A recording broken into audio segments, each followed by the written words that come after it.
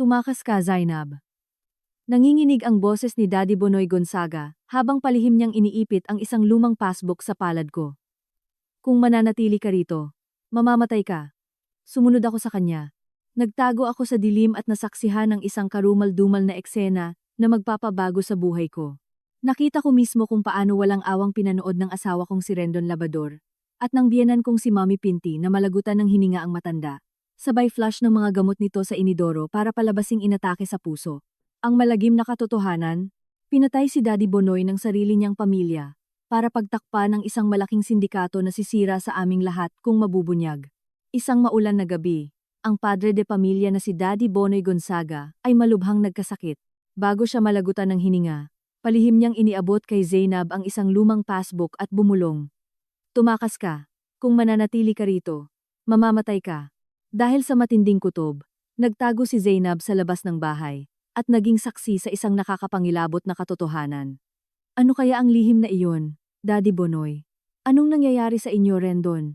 Mommy Pinti, bumaba kayo ng mabilis. Napasigaw si Zainab nang makita niyang mahulog si Daddy Bonoy mula sa kanyang wheelchair papunta sa malamig na sementong sahig. Ang ambon ng Oktubre ay bumabagsak sa aplayan ng Cavite, nagdadala ng ginaw na nanunuot hanggang buto. Tumirik ang mga mata ni Daddy Bonoy. Bumaluktot ang kanyang bibig papunta sa isang gilid, at bumula ang kanyang labi, ang kanyang payat na kamay. Nabakat ang mga asul na ugat. Ay nanginginig sa hangin, na tila ba sinusubukang kumapit sa huling hibla ng buhay. Lumuhod si Zainab, at nagmamadaling pinunasan ang bula sa bibig ng kanyang biyenan gamit ang dulo ng kanyang damit. Nang subukan niyang tumayo para tumawag ng ambulansya mula sa landline, biglang hinawakan ni Daddy Bonoy ang kanyang pulso nang may nakakagulat na lakas. Bumaon ang mga kuko nito sa kanyang balat hanggang sa dumugo. Habang naghihingalo, may isiningit itong magaspang na bagay sa kanyang palad. Isa itong lumang passbook ng bangko na nakabalot sa gastadong plastik. Tumakas ka. Kung mananatili ka rito, mamamatay ka. Ang boses ni Daddy Bonoy ay kasing nipis ng sinulid, paputol-putol, at nilamon ng ugong ng kulog na dumadagundong sa labas. Gulat na nakatitig si Zainab sa kanyang biyenan, habang pinagpapawisan ng malamig sa likod. Ang tingin ni Daddy Bonoy ay hindi takot sa kamatayan, kundi isang matinding pagsusumamo na may halong gulat. Bago pa makapag-react si Zainab, nakarinig siya ng mabibigat na yabag sa hagdanang kahoy.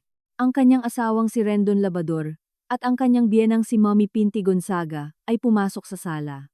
Naka-t-shirt lang nang mumurahin si Rendon, at amoy alak pa at semento mula sa construction site.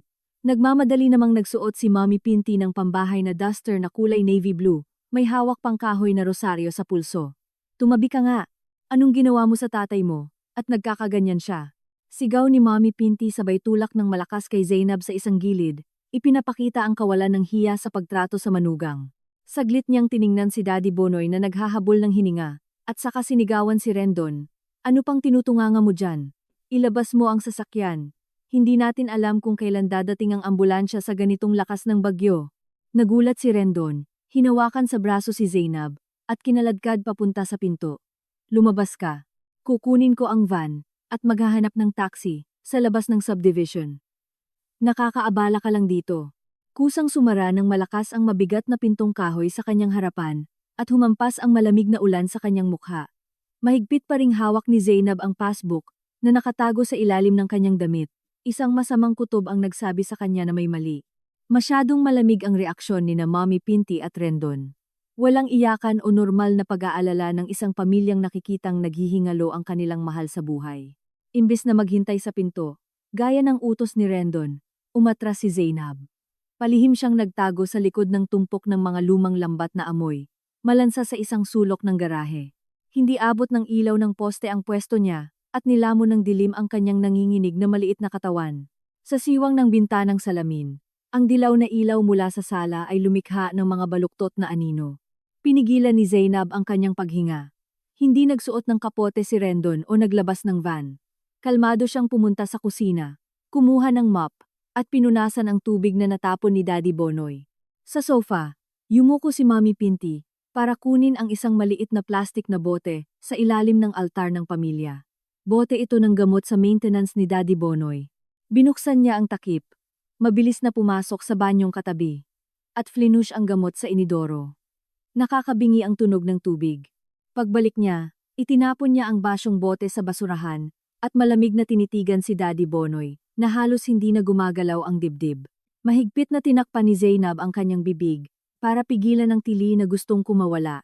Parang naging putik ang kanyang mga binti. Pinapatay nila ang matanda. Ito ay isang perpektong krimen na binihisan bilang atake sa puso. At siya, ang mahirap na manugang na nagtatrabaho lang sa pabrika ng sardinas, ang huling taong kasama nito bago ang atake. Siya ang magiging perpektong fall guy na isisisi sa kapabayaan o anumang karumal-dumal na krimen na gusto nilang ipataw sa kanya. Umingay sa kanyang tainga ang huling salita ni Daddy Bonoy. Tumakas ka. Dahan-dahang umatras si Zainab papunta sa pader ng bakuran. Hindi na siya naglakas loob na pumasok para kumuha ng kahit ano. Tinitiis ang ulan na humahampas sa kanyang mukha.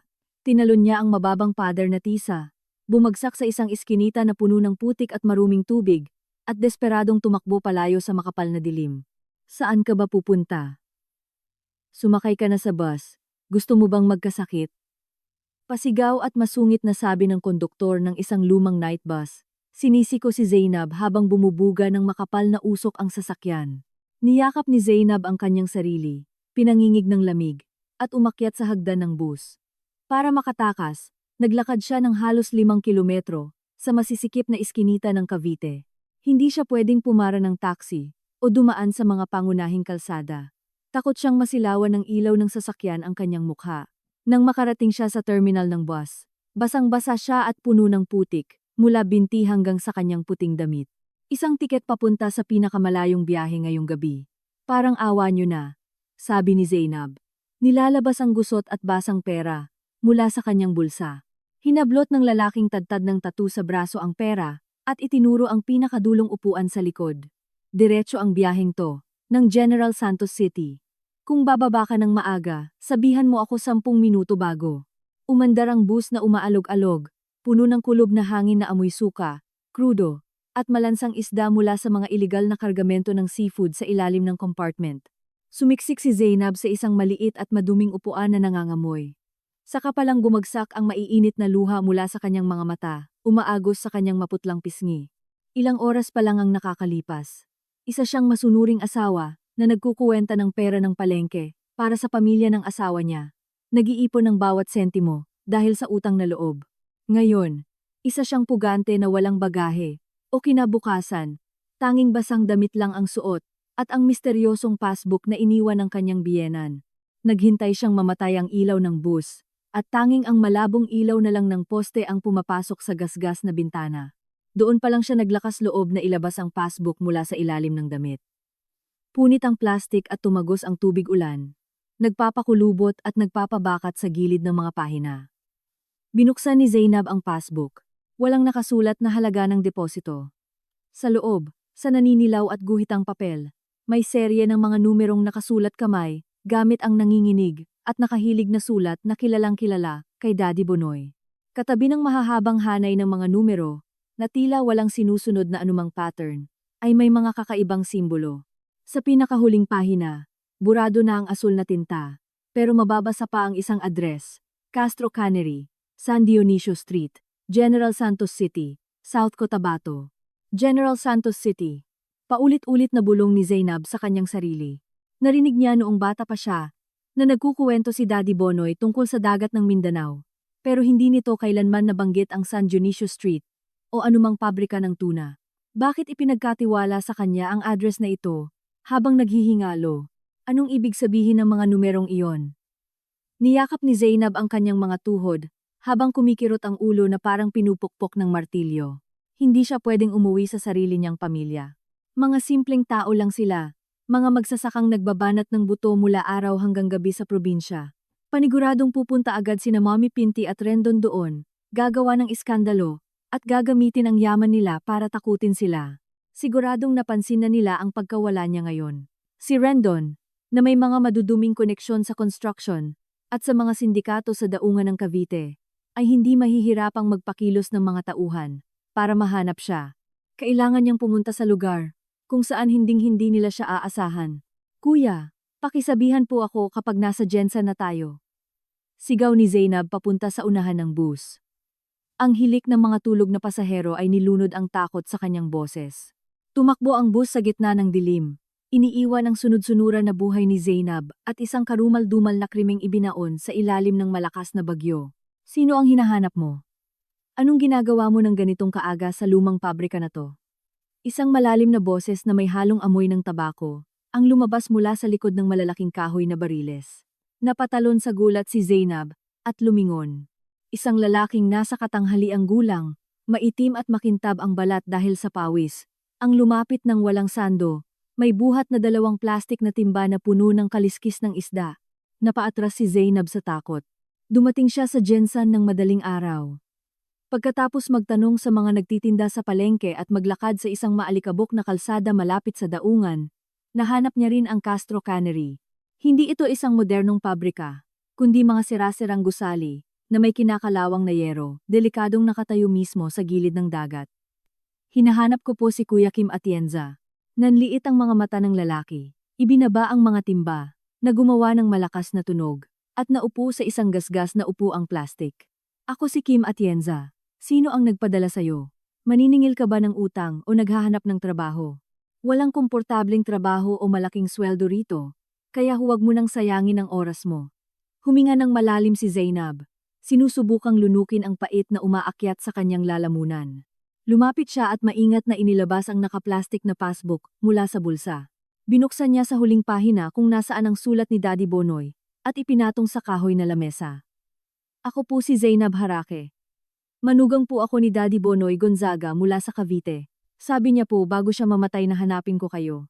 Si Kuya Kim, na magsisindi na sana ng sigarilyo, ay natigilan. Ang kanyang malalabong mata ay nakatitig sa sulat sa papel. Nanginginig ng bahagya ang kanyang magaspang na kamay, nang hawakan ang gilid ng passbook. Naging mabigat at nakakasakal ang hangin. Tanging ang ugong lang ng mga langaw, sa paligid ng nakaimbak na maruming tubig ang naririnig. Tiniklop ni Kim Atienza ang passbook, at ibinulsa sa kanyang pantalong pantrabaho. Hindi na siya nagtanong kung bakit pinadala ni Daddy Bonoy ang kanyang manugang, o nagtaka sa kaawa-awa at madungis na itsura ni Zainab. Humitit siya ng malalim sa sigarilyo, bumuga ng makapal na usok, at itinuro gamit ang nguso ang dulo ng pabrika. Sumunod ka sa akin. Sumunod si Zainab kay Kim Atienza nang tahimik sa isang makitid at maputik na daanang puno ng tubig at katas ng isda na tumutulo mula sa mga bariles ng bagoong. Ang mga trabahador na walang sando na nagbubuhat ng sako-sakong asin at isda ay tiningnan siya ng may halong chismis at pang-aasar.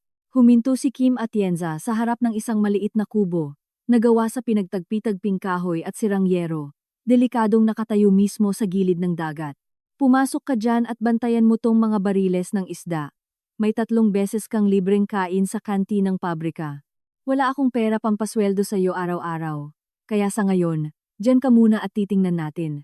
Napakaliit ng kubo. Halos walang espasyo, kundi para sa isang umiikik na higaang kawayan, na may sirang banig at maliit na puwang para sa mga gamit niya. Walang bintana o sariling banyo.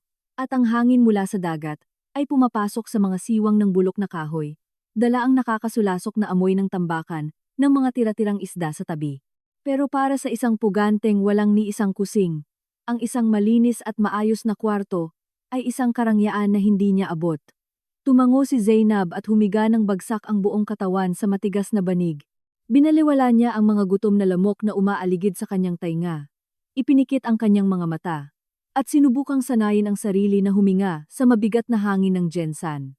Samantala, sa maluwang na sala ng pamilya Gonzaga sa Cavite, binalot ng usok ng insenso ang buong paligid. Sa gitna ng ginawang altar, ay may larawan si Daddy Bonoy, na seryoso ang mukha. Nakakabingi ang mga hagulgol sa burol. Si Rendon Labador, na may itim na pin sa dibdib, at nakasuot ng barong, ay nakadapa sa sahig, sa tabi ng kabaong. Sa tuwing may bisitang dumadating, umaarte siyang humagulgol ng malakas, hinahampas ang sahig gamit ang kanyang mga kamay. Daddy, bakit mo kami iniwan agad? Paano na kami mabubuhay ni Mommy ngayon, Daddy? Puno ng luha at uhog ang mukha ni Rendon. Ang kanyang kaawa-awang itsura ay nagpaiyak din sa mga chismosas at kapitbahay na nakikiramay. Tinatapik nila ang balikat niya para ay comfort siya at pinupuri ang kanyang pagiging mabuting anak. Sa isang sulok ng kwarto, nakasandal ang ulo ni Mommy Pinty sa balikat ng mga amiga niya mula sa simbahan. Mabilis na umiikot ang rosaryo sa mga kamay niya. Nang pumasok ang kapitana ng barangay, para magtirik ng kandila, agad na inangat ni Pinti ang kanyang ulo. Nanluluha ang mga mata, at nagsalita, nang may paawang boses na sinadya, para marinig ng lahat ng marites sa burol. Napakalas namin, Mare. Ang asawa ko inatake sa puso ng biglaan, tapos ang manugang ko, naku, hindi mo aakalain. Sinamantala ang gulo. Ninakaw lahat ng pera at alahas sa vault, tapos sumama sa kabit niya. Habang naghihingalo ang asawa ko, ni hindi man lang tinulungang tumawag ng doktor, basta na lang tinalikuran at lumayas. Napakasamang babae, walang utang na loob. Kabilisang kumalat ang tsismis sa buong kwarto. Walang awang nilalait ng mga tao si Zainab. Kahit yung mga dati nang pumupuri sa kanya na mabait at masipag, ay tinatawag na siyang magnanakaw ngayon. Isang malanding babae na lumayas kasama ang kabit, habang namamatay ang biyenan. Perpektong naipasa ni na Mami Pinti at Rendon ang sisi kay Zainab para maprotektahan ang pangalan nila. Pero sa likod ng maskara ng pagluluksa, walang oras si Rendon para umiyak. Nang gabing iyon, nang kumonti na ang mga nakikiramay, lumabas siya sa likod ng kusina, nagsindi ng yosi, at humitit ng malalim. Isang kalbong lalaki, tadtad ng tattoo sa braso, at nakabukas ang itim na polo hanggang dibdib, ang pumasok sa likod na pinto. Ano, boss, handa na ba tayong gumalaw? Inangat ng kalbo ang kanyang baba at dumura sa kanal. Itinapon ni Rendon ang upos at tinapakan gamit ang sapatos. Ang boses niya, na walang bahid ng kalungkutan ng isang nagluluksang anak, ay napakalamig. Ikre-cremate ang tatay ko bukas ng gabi. Kilos mo ang mga tao natin. Halughugin niyo lahat ng terminal ng bus at RORO sa Maynila hanggang Mindanao at hanapin niyo yung hayop na si Zainab Harake. Sa pagmamadali nun, hindi yon makakasakay ng eroplano o malayo ang biyahe ng maayos. Pag nahanap namin, anong gagawin?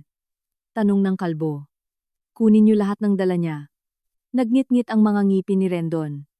Dalhin niyo siyang buhay sa akin. Kailangan niyong mahanap ang isang lumang passbook na nakabalot sa plastik. Kapag nanlaban, baliin niyo ang mga binti at isakay sa van. Sagot ko lahat ng gastos. Gawin niyong malinis. Walang makakaalam na pulis. Kung mapunta sa kamay ng iba ang passbook na yon, tapos ang pamilya natin. Kumuha si Rendon ng isang bungkos ng tig-1,000 piso mula sa bulsa at inilagay sa kamay ng maton. Sa kanyang mga mata ay kumislap ang malupit na liwanag, parang isang halimaw sa harap ng kanyang biktima. Nagsimula na ang opisyal na pangangaso. Ang mga walang awang galamay ay gumagapang sa bawat sulok para hanapin ang nag-iisang babaeng tumatakas. Isulat mo ng maayos ang bilang ng mga tambakol na pumasok ngayong umaga. Kapag nagkamali ka at nalugi tayo, papalayasin kita rito. Tinapik ni Kuya Kim ang kahoy na lamesa gamit ang kanyang sigarilyo. Itinuturo ng nguso ang patong-patong na ledger na puro kaliskis ng isda.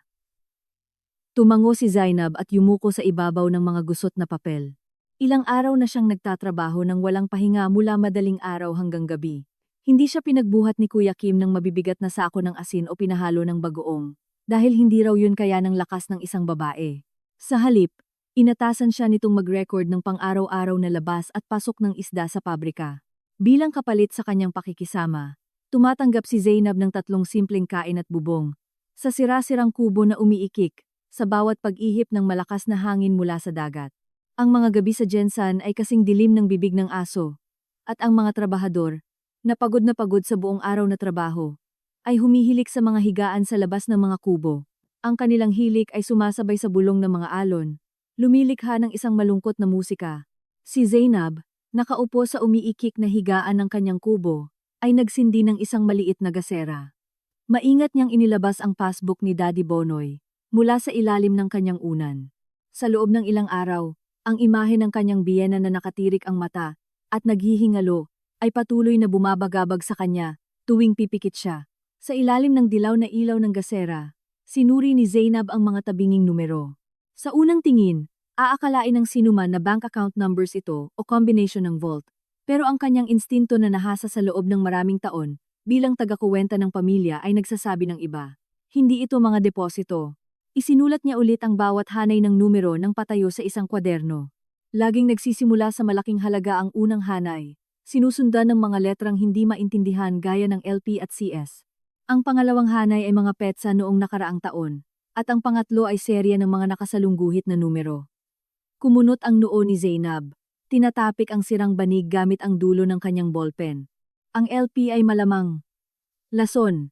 Na peligroso. Toxic waste. Ang CS ay construction.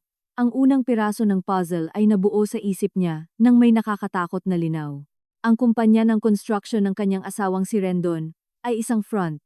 Maliliit na proyekto lang talaga ang hawak ni Rendon sa Cavite, gaya ng paggawa ng pader o pag-ayos ng bubong. Gayunpaman, sa mga buwanang financial report na minsan ay pinipilit siyang gawin, may mga nakapasok na pambili ng materyales na napakalalaki ng halaga. Nanginig ang mga kamay ni Zainab. Lumipat siya sa susunod na pahina at ang mga numero ay nagsimulang bumuo ng imahe ng isang malinaw na krimen.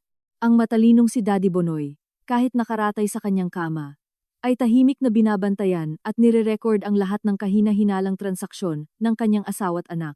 Sina Mommy Pinti at Rendon, gamit ang construction firm, ay naglalaban ng milyon-milyong maruming pera para sa isang sindikato ng smuggling ng nakalalasong basura sa daungan. Pinapalitan nila ang maruming pera at ginagawang malinis gamit ang mga peking resibo ng materyales para sa construction at saka inililipat sa mga dummy accounts. Kinagat ni Zainab ang kanyang labi hanggang sa malasahan niya ang sariling dugo. Ang pamilyang iyon, na may biyenang puro salita ng Diyos, at laging nasa unahan sa misa tuwing linggo para magkunwaring banal, ay isa palang maruming sindikato ng mga kriminal. At ang pagkamatay ni Daddy Bonoy ay hindi bigla ang atake sa puso. Hawak niya ang mga sikreto nila. Ang passbook na ito ang death warrant na nakabitin sa ulo ni Pinti at Rendon. Kinilabutan si Zainab at mabilis na itinago ang passbook sa ilalim ng kanyang damit. Narealize niya na hindi lang siya tumatakas sa maling akusasyon ng pagnanakaw. Pinaghahanap siya ng mga halimaw na handang pumatay at wumasak ng kahit sinong humarang sa daan nila. Uy, ikaw, bigyan mo pa ko ng isang beer. Ako taya ngayong gabi. Walang aalis hanggat hindi lasing. Sa isang madungis na ihawan malapit sa terminal ng bus sa Jensan, na puno ng balat ng tahong, umalingaw-ngaw ang matinis na boses ni Tony Fowler. Si Tony ang kapatid ni Rendon, ang nag-iisang babaeng pinalaki sa layaw at luho ni Mommy Pinti. Siya ang mismong imahe ng katamaran. Kahit 20 anyos na, humihingi pa rin siya sa nanay niya ng pera pambili ng mga sikat na damit at panggimik kasama ng mga tambay. Wala pang 2 buwan mula nang mamatay ang tatay niya, nasa Mindanao na si Tony kasama ang mga kaibigan, nilulustay ang perang abuloy at walang bahid ng pagluluksa. Binababa noon ni Zainab ang isang mabigat na kahon ng pusit na puno ng yelo mula sa van ng pabrika para i-deliver sa may-ari ng ihawan. Dahil nakikita ni Kuya Kim na napakasipag niyang magkwenta, pinapayagan minsan si Zainab na sumama sa delivery boy para kumita ng extra. Nakasuot si Zainab ng isang maluwag at maduming damit pantrabaho at cap na nakatakip sa higit kalahati ng mukha niya. Nang maibaba niya ng padabog ang kahon malapit sa gripo, isang keychain ng motor ang lumipad papunta sa kanyang mga bota. Hoy, ate, mag-ingat ka naman. Natalsikan mo ng tubig ang damit ko. Sobrang mahal nito. May pambayad ka ba? Nakadekwatro si Tony Fowler sa isang upuang plastik. May hawak na kalahating upos ng sigarilyo. Huminto si Zainab, hinila pababa ang cap, at tahimik na sinubukang bumalik sa van. Pero tumalon ang isa sa mga kaibigan ni Tony. Hoy, anong klaseng ugali yan? Humingi ka ng sorry kay Tony ngayon din. Tinulak ng lalaki si Zainab sa balikat ng malakas. Napaatras siya at muntik nang matumba sa tumpok ng mga matatalas na kabibe. Nahulog ang cap niya sa ilalim ng maliwanag na neon light ng ihawan. Nakita ang maputla at pagod na mukha ni Zainab. Nanigas si Tony Fowler. Nakakatapak lang ibuga ang usok ng yosi. Lumaki ang mga mata niya na parang nakakita ng multo. Itinapon niya ang yosi sa sahig. Tinapakan gamit ang dulo ng sapatos, at lumapit para hablutin si Zainab sa kwelyo, ng malakas. Aba, dito lang pala nagtatago ang magaling kong hipag. Ang kapal ng mukha mo. Tapos mong nakawin lahat ng pera sa bahay. Nandito ka para maghugas ng pinggan? Huli ka ngayon. Nagpumiglas si Zainab at inalis ang mga kamay ni Tony. Lumapit ang mga kaibigan ni Tony nang nakangiti at pinalibutan siya. Mabilis na kinuha ni Tony ang kanyang smartphone at nag-type ng napakabilis. Huwag kang gagalaw. Tatawagan ko si Kuya Rendon ngayon din, para sunduin ka rito ng mga tauhan niya, tingnan natin kung magmamatapang ka pa. Hinahanap ka namin kahit saan, Zainab. Walang imik, nagngit-ngit ang ngipin ni Zainab. Tinulak si Tony ng buong lakas na nagpatumba rito sa lamesa, at tumakbo papunta sa maalikabok na daan sa likod. Nabasag ang mga plato at baso. Sumigaw si Tony na parang baliw. Kumuha ng bote ng beer. At hinabol siya kasama ang mga lasing niyang kaibigan. Tumakbo si Zainab hanggang sa isang maputik na bakanting lote sa likod ng pabrika na puno ng basura at natisod sa ugat ng puno. Bago pa siya makabangon, dinaganan siya ni Tony at sinabunutan papalikod. Saan mo ba balak pumunta, hayop ka? Ibalik mo ang perang ninakaw mo kay Mommy kundi babalatan ko ang mukha mo rito mismo. Akala mo ba pagdating ni Kuya Rendon mo, may matitira sa'yo ni isang kusing? Mabilis na pinunasan ni Zainab ang putik sa kanyang pisngi at direktang tinitigan si Tony sa mata ng may malamig at determinadong boses. Napatigil sa ere ang sampal sana ni Tony. Naninigarilyo sa di kalayuan ang mga kaibigan ni Tony. Naghihintay ng magandang palabas, pero walang balak makisawsaw sa gulo ng pamilya. Tumingala si Zainab at pinagpagan ang putik sa pantalon. Umabot na sa sagad ang takot niya at napalitan ito ng matinding lamig. Sa tagal ng pagsasama nila, kabisado na ni Zainab ang ugali ng bawat miyembro ng pamilyang iyon. Tanga at padalos-dalos si Tony, pero walang hangganan ang kasakiman niya. Tinatrato lang siyang pawn ni na Mommy Pinty at Rendon. Binibigyan ng kaunting pera para sa mga luho, pero hinding-hindi papayagang humawak sa tunay na kayamanan. Anong kabobohan ang sinasabi mo? Pera ng pamilya namin yon. Kailangang bawiin ni Kuya para kay Mommy. Akin na yung passbook ngayon din. Sigaw ni Tony. Pero may alinlangan na sa kanyang mata. Ngumiti ng mapakla si Zainab, isang ngiting hindi niya kailanman naipakita sa pamilya ng asawa niya. Pera ng pamilya niyo? Alam mo ba kung magkano ang laman ng passbook na binigay ng tatay mo sa akin? 50 milyong piso. Narinig mo ba ko? Bobo. 50 milyon pesos na nakapangalan sa akin, itinago ng tatay mo. Nanigas si Tony, nakanganga. Ang 50 milyong piso ay isang astronomikal na halagang hindi maabot ng maliit niyang utak. Sinungaling! Saan naman kukuha ng ganun kalaking pera si Daddy? Ako ang taga-kuwenta. Ako ang humahawak ng libro, sabi ni Zainab. Akala mo ba mahal ka ng nanay at kuya mo? Hinahanap nila ako hindi, dahil namimiss nila ang pera, kundi takot silang mapunta sa akin yon. Kapag tinawagan mo si Rendon ngayon, panigurado, wala kang makikitang ni isang kusing. Kukunin niya ang passbook. Bibigyan ka lang niya ng ilang libo pang inom, tapos ibubuhos niya ang natitira sa construction niya. Para sa nanay at kuya mo, wala kang kwenta. Ang mga salita ni Zainab ay parang mga patalim na bumaon sa puso ni Tony. Alam ni Zainab na naglalaro siya ng delikadong sugal. Diretsahan siyang nagsinungaling tungkol sa 50 milyon para atakihin ang walang kabusugang kasakiman ni Tony. Napalunok si Tony at dahan-dahang lumuwag ang kamay niyang nakahawak kay Zainab. Tiningnan niya ang mga kaibigang nag-iinuman sa malayo, saka ibinaba ang boses hanggang maging bulong. Ano bang gusto mong mangyari? Nasaan ang passbook? Bumitaw si Zainab at inayos ang sariling damit.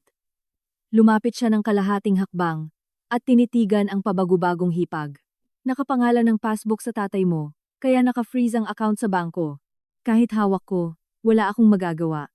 Para makuha ang 50 milyon, kailangan ng bangko ang original na death certificate ng tatay mo at ang company seal ni na Rendon bilang kapangyarihan. Yun lang ang paraan para malinis makuha ang pera nang walang legal na problema.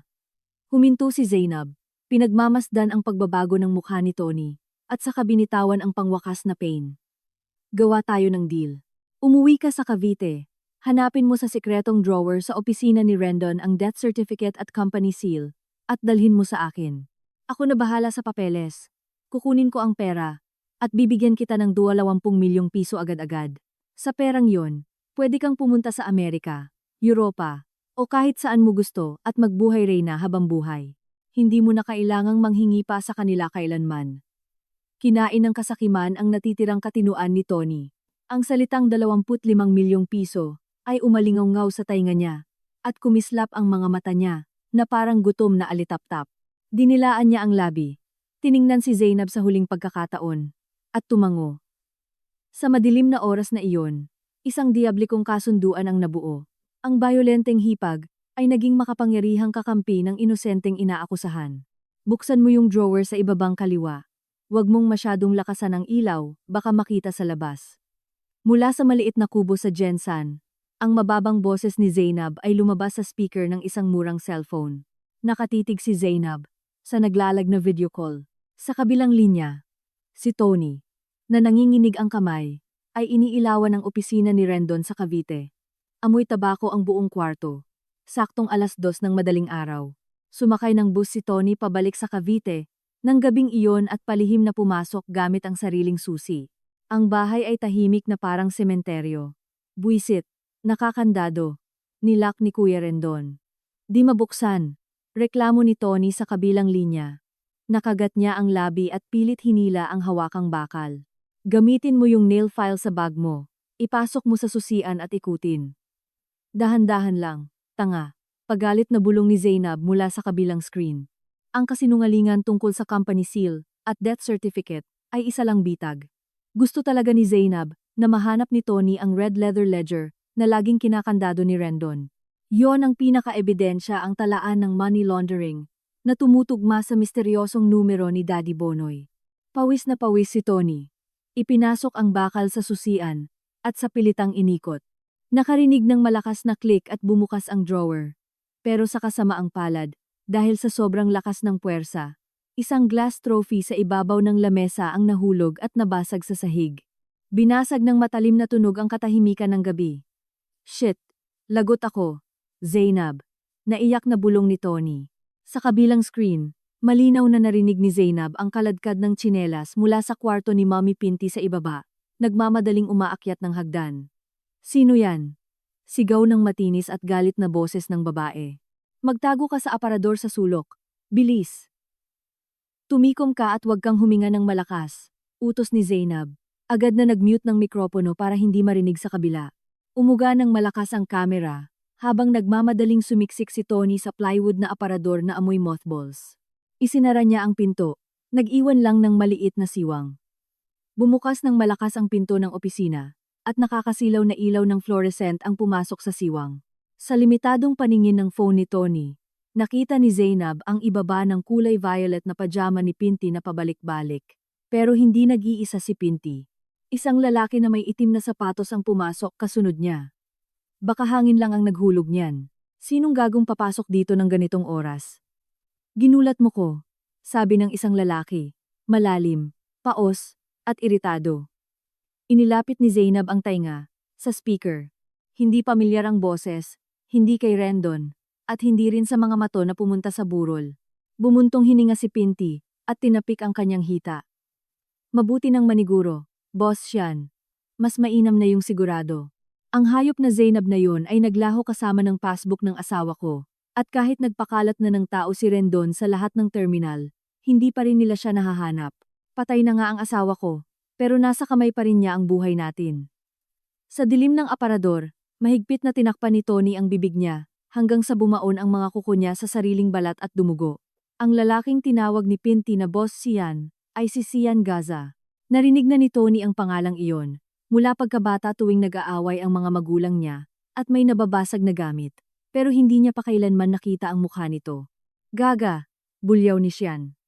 Isang malakas na sampal ang dumapo sa pisngi ni Pinti. Napatumba siya at nahulog sa sahig, umiiyak sa sakit pero hindi makalaban. Sabi ko sa'yo buwan na ang nakakalipas na tapusin mo na ng tahimik, lagyan mo ng lason na walang amoy sa pagkain. Pero hindi, mas pinili mong magpakabuting asawa. At pinatay siya sa pamamagitan ng overdose ng gamot. Tingnan mo ang ginawa mo ngayon. Naiabot pa ng matanda ang passbook sa manugang bago mamatay at nakatakas pa. Pag umabot sa pulis ang passbook na yon, sira ang ruta ko ng smuggling at ang kumpanya ni Rendon. Lumapit si Sian at sinabunutan ang buhok ni Pinti. Hinila ito papalikod. Sa Jensan, nanigas si Zainab. Ang pinakamasamang sikreto ng lason na pamilyang ito ay nabubunyag sa dilim. Ang tunay bagyo ay nagsisimula palang wasakin ang kanilang kapalaran. Tanga! Paano ka naging pabaya at hinayaan mo yung matandang i-record ng palihim lahat ng galaw namin ni Rendon nitong mga nakaraang taon? Ang paos na boses ni Sian Gaza, ang mastermind, ay malinaw na narinig sa lumang cellphone ni Zainab habang siya ay nakayuko sa isang madilim na sulok ng kubo. Pinigilan ni Zainab ang paghinga, mahigpit na hawak ang cellphone. Sa kabilang linya, si Tony, pawis na pawis, ay nakikinig din. Ang malabong ilaw sa aparador ay sapat na para makita nila ang sumunod. Tumayo si Pinti mula sa sahig. Hawak ang pisngi niyang namumula. Sira-sira na ang buhok niya, at wala nang bakas ng banal na babaeng nagsisimba lagi. Paano ko malalaman na nagkukunwari lang ang matandang paralisado at pipi? Sabi ng doktor, ni hindi niya mahawakan ang kutsara. Sinong mag-aakala na itatago niya ang passbook sa ilalim ng kutsyon ng wheelchair at magsusulat pag wala ako? Tsaka, Boss Shian, alam mo ba kung magkano na ang nagastos ni Rendon sa paghahanap kay Zainab? Bakit hindi mo pakilusin ang mga tauhan mo at tulungan kami? Dumura si Sian sa sahig at inip na tinapik ang sapatos niya. Abala ang mga tauhan ko sa pagtatago ng nakakalasong basura sa daungan. Pag gumalaw sila ngayon, huli kaming lahat sa pulis. 30 taon kong inalagaan kayong mag-ina. Ginawang presidente ng fake kumpanya ang inutil mong anak para i-launder ang pera ko.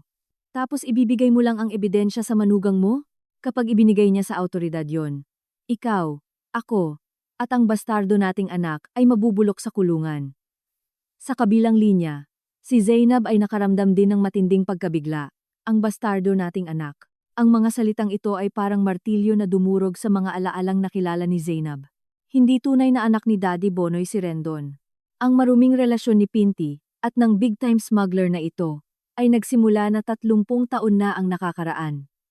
Hinaan mo boses mo. Sutsot ni Pinti, lumilingon sa paligid. Nalaman ng asawa ko last Christmas na hindi kadugo ni Rendon. Lihim siyang kumausap ng abogado para baguhin ang will niya. Alisan tayo ng mana at ibigay lahat kay Tony. Kung hindi ko binilisan ang pagpalit ng gamot niya sa high blood ng gamot na nakaka-heart attack, nasa kalsada na sana tayo ngayon. Akala mo ba gusto kong pasanin ang kasalanan ng pagpatay sa asawa ko? Ang sikretong kayang magpabagsak ng langit ay walang awang naibunyag. Kumpleto na ang puzzle. Ang pagpatay kay Daddy Bonoy. Ang walang emosyong reaksyon ni Pinti at Rendon, at ang pagtugis kay Zainab. Hindi lang dahil nasa kanya ang death warrant ng money laundering nila, kundi pinatay nila ang matanda para itago ang lihim na hindi tunay na anak si Rendon. Ang katotohanang ito ay mas nakakatakot pa kaysa sa inaasahan ni Zainab. Ang hangin sa loob ng aparador ay nakakasakal. Halos hindi makahinga si Tony. Paralisado sa takot nang malaman na ang sarili niyang ina at kuya ay mga walang awang mamamatay tao. Isang mainit at mapanghing likido ang dumaloy pababa sa kanyang binti. Binabasa ang kanyang underwear. Naihi siya sa takot. Nanginginig na sinubukan ni Tony na sumiksik palalo sa likod ng aparador para iwasan ang ilaw. Pero sa pagpapanik niya, tumama ang kanyang siko sa pader ng kahoy. Isang mahinang tok ang tumunog. Pero sa tahimik na kwarto ng 3:00 ng madaling araw, umalingaw-ngaw ito na parang kulog. Napatalon si Pinti at nagtago sa likod ni Sian. Nanliit ang mga mata ni Sian at pinakatitigan ang nakasarang aparador. Walang salita. Naglabas siya ng makintab na baril mula sa bewang niya. Dahan-dahan ang kanyang mga hakbang. Sinasadya na patunugin ang sapatos na lumilikha ng nakakatakot na ingay. Sino ang nagtatago diyan? Lumabas ka. Ang boses ni Sian ay parang unggol ng halimaw. Tinakpan ni Tony ang tainga niya at nagsimulang umiyak. Sa kabilang screen, nakita ni Zainab na umuga ang kamera. Tumakas ka na, Tony. Buksan mo yan at tumakbo ka. Sigaw ni Zainab. Pero huli na ang lahat. Binuksan ng malakas ni Sian ang pinto ng aparador at nasilaw si Tony. Nang makita ni Sian na ang anak niyang si Tony ang nagtatago doon, natigilan siya. Sa pagkakataong iyon, naghari ang survival instinct ni Tony. Sumigaw siya ng malakas at sinipa sa tiyan. Si Sian ng buong lakas. Nawala ng balanse ang matandang boss at napabagsak. Tumakbo si Tony. Tinulak ang kanyang nanay.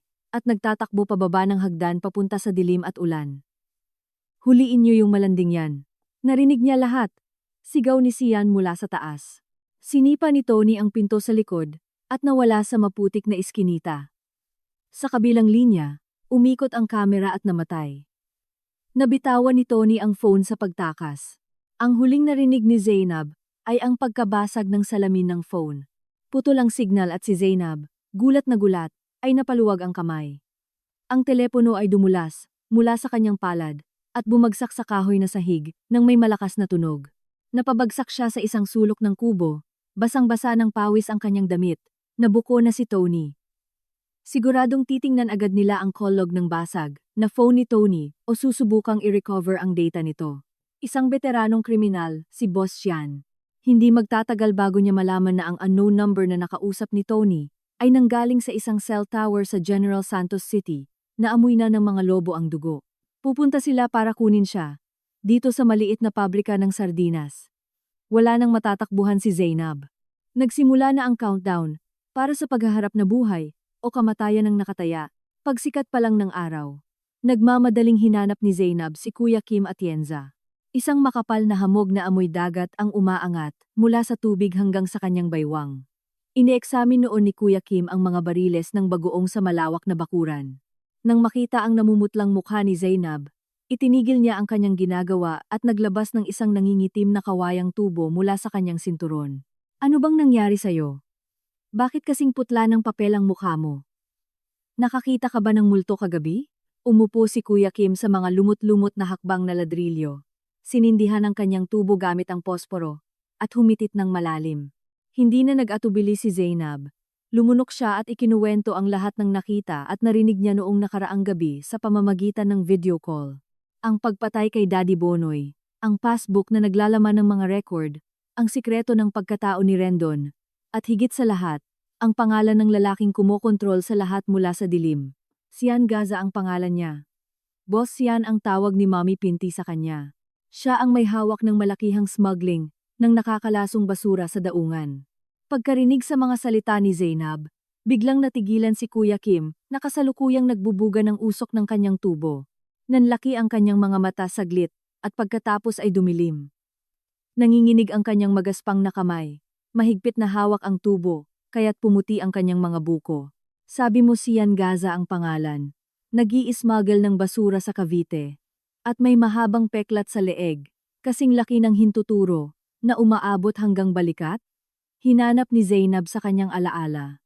Nang nakaraang gabi, sa malabong screen ng telepono, nang buksan ni Boss Sian ang butones ng kanyang polo, parang nakita niya nga ang isang malaking peklat, na mukhang alupihan, na tumatawid sa leeg nito. Tumango siya, nang mariin. Inihampas ni Kuya Kim ang kanyang tubo sa ladrilyo ng buong lakas, kaya nagtalsikan ang mga baga. Namula sa galit ang kanyang mga mata, at nanlilisik ang kulubot niyang mukha dahil sa matinding puot na matagal na niyang kinikimkim. May karma talaga. Totoong may karma. May mata ang langit. Hindi ko hahayaang mabuhay ng tahimik ang halimaw na yon. Paos at garalgal ang boses ni Kuya Kim. Tumingin siya sa aplaya, kung saan nagmamadaling tumatakas ang mga alimango dahil sa pagtaas ng tubig. 15 taon na ang nakakaraan. Ako ang may pinakamalaking armada ng mga bangkang pangisda sa Cavite. Si Sian noon ay isa lamang middleman na bumibili ng mga tira-tira mula sa mga barko. Isang araw, bago pumalaot, pinigil at nirekisa ako ng Coast Guard. May nakuha silang ilang dosenang gramo ng droga sa imbakan ng yelo. Isinumpa ko sa buhay ko na inosente ako, pero walang naniwala sa akin. Ang pumirma sa mga papeles ng kargamento ay si Sian Gaza. Nakulong ako ng 3 taon sa kasalanang hindi ko ginawa. Ang asawa at mga anak ko, dahil sa matinding hirap, ay iniwan ako at pumunta kung saan.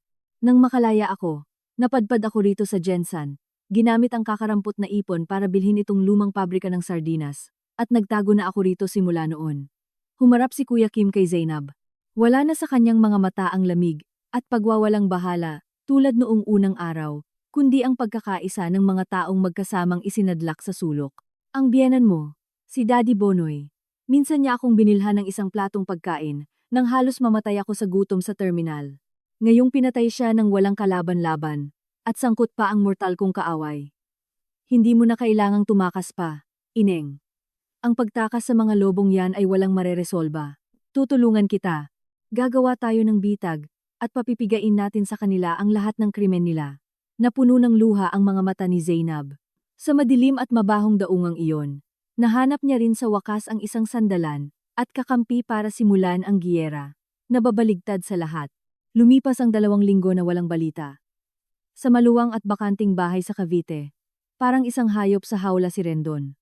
Nagsimulang magpakita ang mga 5 bayang, 6 at nagpapautang, binabato ng pulang pintura ang pinto at nagtatapon ng basura dahil sa utang.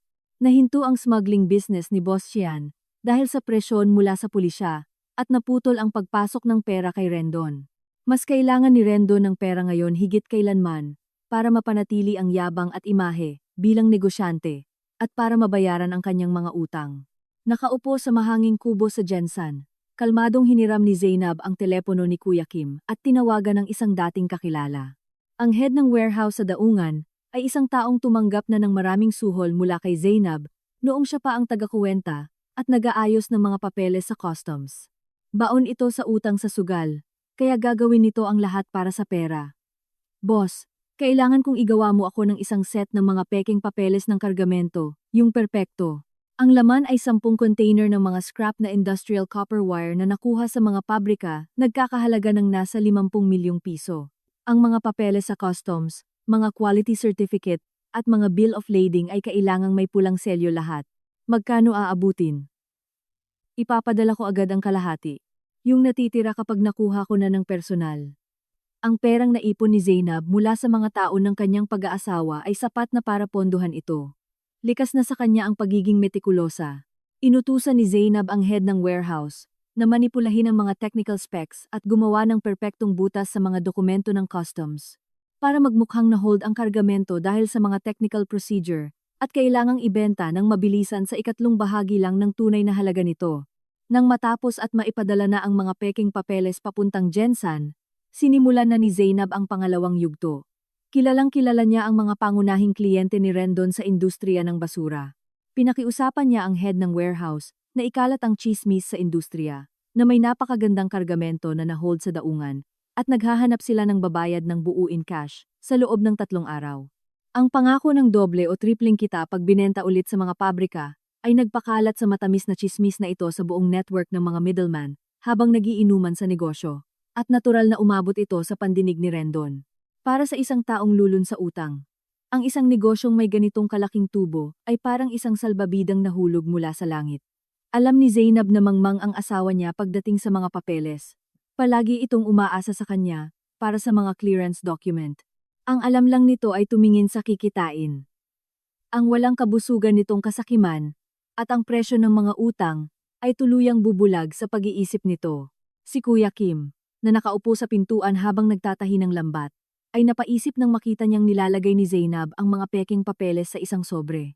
Sa tingin mo kakagat agad, yung Rendon, na yun sa pain natin? Yung mga middleman sa paligid niya, ay mga veterano rin. Kung mapansin nilang peke ang mga papeles, mawawalan ng saysay ang lahat ng pagod natin.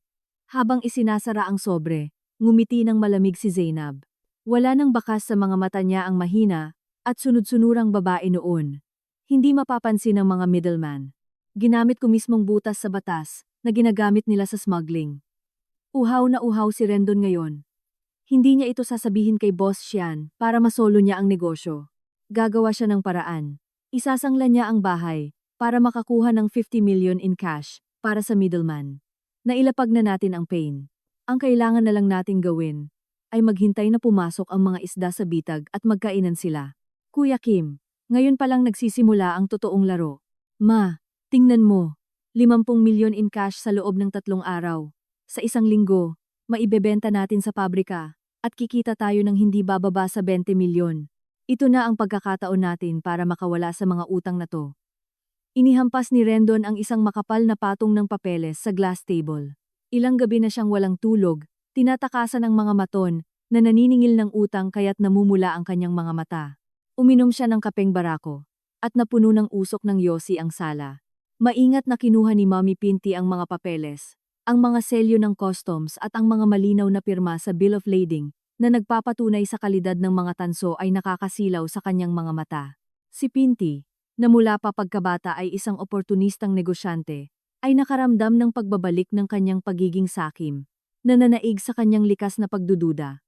Gayunpaman, ang pagkamatay ni Daddy Bonoy, at ang pagkawala ni Zainab, dala ang passbook, na parang isang death warrant, ay patuloy na naging isang bangungot na bumabagabag sa kanya.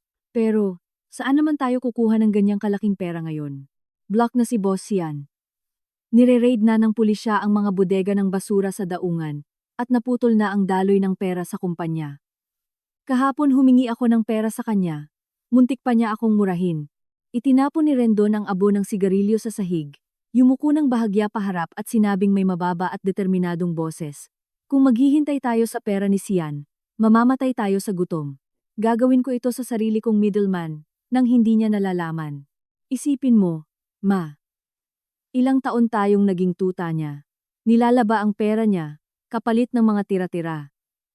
Atin ang bahay na to. May naisip ako. Ilabas mo ang titulo ng pabrika at ng bahay na to. Tatawagin natin yung mga Bombay na 5,006 dito sa atin. Kukuha tayo ng mabilisang utang. Pag na-appraise, bibigyan nila tayo ng sapat na puhunan. Oo, malaki ang interes. Pero pagkatapos ng isang bagsakan na to, lalayas na tayo sa malayo. Iiwan natin si Sian at lahat ng problema niya. Natigilan si Mommy Pinty. Ang isanla ang lahat ng ari-arian. Ang katas ng kanilang pawis at dugo sa mga gahamang 556 ay isang napakadelikadong sugal. Kapag pumalpak, mapupunta ang buong pamilya sa kangkungan. Tiningnan niya ang larawan ni Daddy Bonoy sa altar. Pinagkrus niya ang kanyang mga kamay para magdasal at nagngit-ngit ang mga ngipin, sabay tango. Saktong naghahanda na sina Rendon at Pinty na tawagan ang mga uutangan at pumepeke ng mga papeles ng paglipat ng ari-arian para makuha ang loan. Biglang sumulpot sa bahay si Boss Sian. Ang matandang lobo, tuso, at sadyang mapaghinala, ay nakapansin ng kakaiba sa pagiging balisa ni Rendon. Hinablot ni Sian ang makapal na papeles mula sa kamay ni Rendon, at sinuri itong isa-isa sa ilalim ng ilaw ng fluorescent. Kinuskus niya ang gilid ng papel at marahang ipinahid ang hinlalaki sa pulang selyo. Kanino tong mga bakal na to? Saan mo nakuha ang balita? Malamig at malalim ang boses ni Boss Sian. Pawis na pawis si Rendon. Pero nagkunwari itong kalmado, at gumawa ng perpektong kwento tungkol sa head ng warehouse sa daungan na, dahil baon sa utang sa sugal, ay kailangang ibenta, nang mabilisan ang kargamentong walang may-ari. Isang veteranong smuggler si Sian, kaya kabisadong-kabisado niya ang mga technicality at mga paraan kung paano nagpapapasok ng mga ilegal na kargamento. Ang mga peking papeles na ginawa ni Zainab ay napakapulido kaya saktong-sakto ang aplikasyon nito sa mga paraang madalas ginagamit ni Sian. Nang makita ang napakatamis na pain, bukod pa sa kawalan niya ng pera, dahil sa naka-freeze niyang pondo, nagliyab ang pagiging sakim ni Sian. Imbes na magduda, nagdesisyon siyang makihati sa negosyo. Pinuwersa niya si Rendon na ibigay sa kanya ang kalahati ng kita. At kapalit nito, siya ang bahalang maglabas ng kargamento mula sa daungan. Ang bitag na ginawa ni Zainab ay mas perpekto pa kaysa sa inaasahan niya. Ang tatlong pinakatuso at pinakamalulupit na tao, nabulag ng kasakiman at desperasyon, ay nagkaisa para isugal ang lahat ng yaman nila sa isang kargamentong hindi naman talaga nag-e-exist. Sa isang labang walang atrasan, ang langit sa Jensan ay kulay abo, at ang mga itim na ulap na may dalang lamig ng isang paparating na bagyo ay namumuo sa abot tanaw. Isang babaeng nakayapak, puno ng paltos at dumudugo ang mga paa, ay naglalakad sa maputik na daan mula sa National Highway papunta sa pabrika ng sardinas ni Kuya Kim. Ang kanyang damit na seda, na nooy kumikinang, ngayon ay punit-punit na at puno ng putik. Ang kanyang buhok, magulo at marumi, ay naglalabas ng maasim na amoy dahil sa ilang araw na pagtira sa kalsada. Mula noong nakakatakot na gabi na tumakas siya mula sa bahay nila sa Cavite, matapos matuklasan ang nakakagimbal na katotohanan tungkol sa pagkatao ng kanyang kuya at ang maruming relasyon ng kanyang ina. Naranasan ni Tony Fowler ang pinakamadidilim na araw sa kanyang buhay. Hindi siya makauwi dahil sa takot na patayin siya ni Boss Sian para patahimikin. Ang mga kaibigan niya, nang makitang wala na siyang pera at maraming problema, ay walang awang itinapon siya sa kalsada. Sukdulang nataranta at patay gutom, wala siyang ibang pagpipilian, kundi bumalik sa mabahong lugar na ito para magmakaawa ng tulong sa hipag na dati niyang walang awang nilait. Si Zainab, na nagre-record ng pumasok na isda sa bakuran, ay nakita ang nakasuray-suray na anyo ni Tony. Hindi na siya nagulat. Kilalang-kilala na niya ang kalikasan ng tao. Inihagis niya kay Tony ang isang damit pantrabaho ng mga tauhan sa pabrika at itinuro ang pampublikong gripo na puno ng lumot. Pumunta ka't hugasan mo ang putik at pumunta ka sa kusina para kainin kung anong tira doon. Pagkatapos mong kumain, tulungan mo ang mga ginang na nag-aayos ng mga isda. Walang lugar para sa mga tamad dito. Lumunok si Tony at pagkakita niya sa pagkain, na puro gulay lang at mga napakaalat na tuyo, napahagulgul siya. Siya, na palaging nakadamit ng maganda at kumakain sa masasarap na kainan, ay kinailangang ngumunguya ng malamig at matigas na kanin sa gitna ng matapang na amoy ng isda ng pabrika. Habang lalong humihirap at nakakapagod ang trabaho, lalong lumalaki ang galit sa puso ni Tony. Nag-squat siya, namimili ng isda sa tumpok ng maputik na damong dagat, at bumubulong-bulong. isinusumpa ang kanyang malas. Ang amoy ng bulok na isda ay nakakasuka at nakakabaligtad ng sikmura niya. Sa gabi, nang kailanganin niyang matulog sa isang masikip na kubo kasama ng mga manggagawang amoy pawis, ang kanyang likas na pagiging traidor at pabago-bago ay muling nangibabaw. Hindi matanggap ni Tony ang ideya na mabubuhay siya na nagtatago sa lugar na ito habang buhay. Naalala niya ang mga salita ni Sian noong gabing iyon. Sinasabing kailangan nilang hanapin si Zainab at bawiin ang passbook. Kung sasabihin niya kay Rendon kung saan nagtatago si Zainab, paniguradong bibigyan siya ng kanyang kuya ng malaking halaga ng pera. Gamit ang perang iyon, makakatakas siya papuntang Thailand o Cambodia at makaliligtas mula sa panunugis ni Boss Sian. Mabilis na nauwi sa aksyon ang pag-iisip niya. Sinamantala ang dilim ng gabi nang tulog na ang lahat. Palihim na lumabas si Tony sa kubo at ninakaw ang lumang cellphone ng isang manggagawa na nakacharge sa isang sulok. Dahan-dahan siyang naglakad hanggang sa tabing dagat, kung saan ang tunog ng mga alon na humahampas sa mga bato ay lumulunod sa anumang ingay. Gamit ang nanginginig na mga kamay, nagdial siya ng isang pamilyar na numero. Sa kabilang linya, matagal nagring ang telepono, bago may sumagot. "Hello, sino to? Ano bang problema ng ganitong oras?" Narinig ang boses lasing ni Rendon. "Kuya, ako to, si Tony. Wag mong ibaba. Alam ko kung saan nagtatago yung malanding Zainab na yon. Nasa isang pabrika siya dito sa Jensan." Dala yung passbook ni Daddy. Nagkaroon ng saglit na katahimikan sa kabilang linya. At saka nakarinig ng kalabog, na para bang may mabilis na tumalon mula sa kama. Nawala agad ang pagkalasing sa boses ni Rendon. "Totoo? Ibigay mo sa akin ang address. Bilisan mo." Ngumiti ng mapakla si Tony, at inayos ang buhol-buhol niyang buhok. "Akala mo ba tanga ako? I-transfer mo sa account ko ngayon din ang 5 milyon, at bilhan mo ako ng one-way ticket pa Bangkok mula sa NAIA. Saka ko ite-text sa'yo ang eksaktong address ng pabrika. Kung hindi, bahala ka sa buhay mo." Napakamatalino ng Zainab na yan. Malapit na niyang ibigay ang passbook sa pulisya. Ang maruming kasunduan sa pagitan ng magkapatid ay nagsarado sa isang iglap sa dilim. Pumayag si Rendon na i-transfer sa kanyang kapatid ang bahagi ng pera na hiniram niya sa mga 5,000.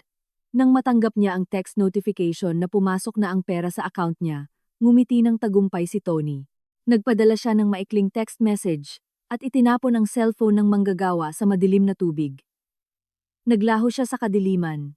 Iniiwan ang kanyang hipag sa brutal na galit na nakatakdang sumabog. Ang hangin mula sa dagat ng Mindanao ay umiihip ng malakas sa bubong na yero ng sira-sirang pabrika ni Kuya Kim. Nang gabing iyon, sobrang taas ng tubig. Ang maitim at malabong tubig na umaapaw mula sa mga kanal ay abot hanggang binti, at ang mga basura't tira-tira ay lumulutang sa malawak na bakuran. Umuwi na ng maaga ang mga manggagawa para maiwasan ang baha. Naiwan na lang sina Zainab at Kuya Kim. Nililipat ang mga sako ng asin sa mas mataas na lugar. Madilim ang paligid at ang tunog ng naglalawang tubig ay nakakatakot. Humahalo sa ingay ng malakas na buhos ng ulan. Biglang bumasag sa dilim ang nakakasilaw na headlight ng isang sasakyan. Mula sa maalikabok na kalsada, nililiwanagan ng buo ang harapan ng kinakalawang na yero. 3 pickup truck na may malalaking bakal sa bumper ang biglang pumreno sa tapat ng binahang bakuran. Bumukas ang mga pinto at tinalon ng mga maton na nakasuot ng mumurahing kapote at armado ng mga tubo. At itak ang maputik na bakuran, kaya lalong lumabo ang tubig. Bumaba si Rendon na siyang nangunguna. Wala siyang kapote. Hinahayaang hampasin ng malalaking patak ng ulan ang mukha niya.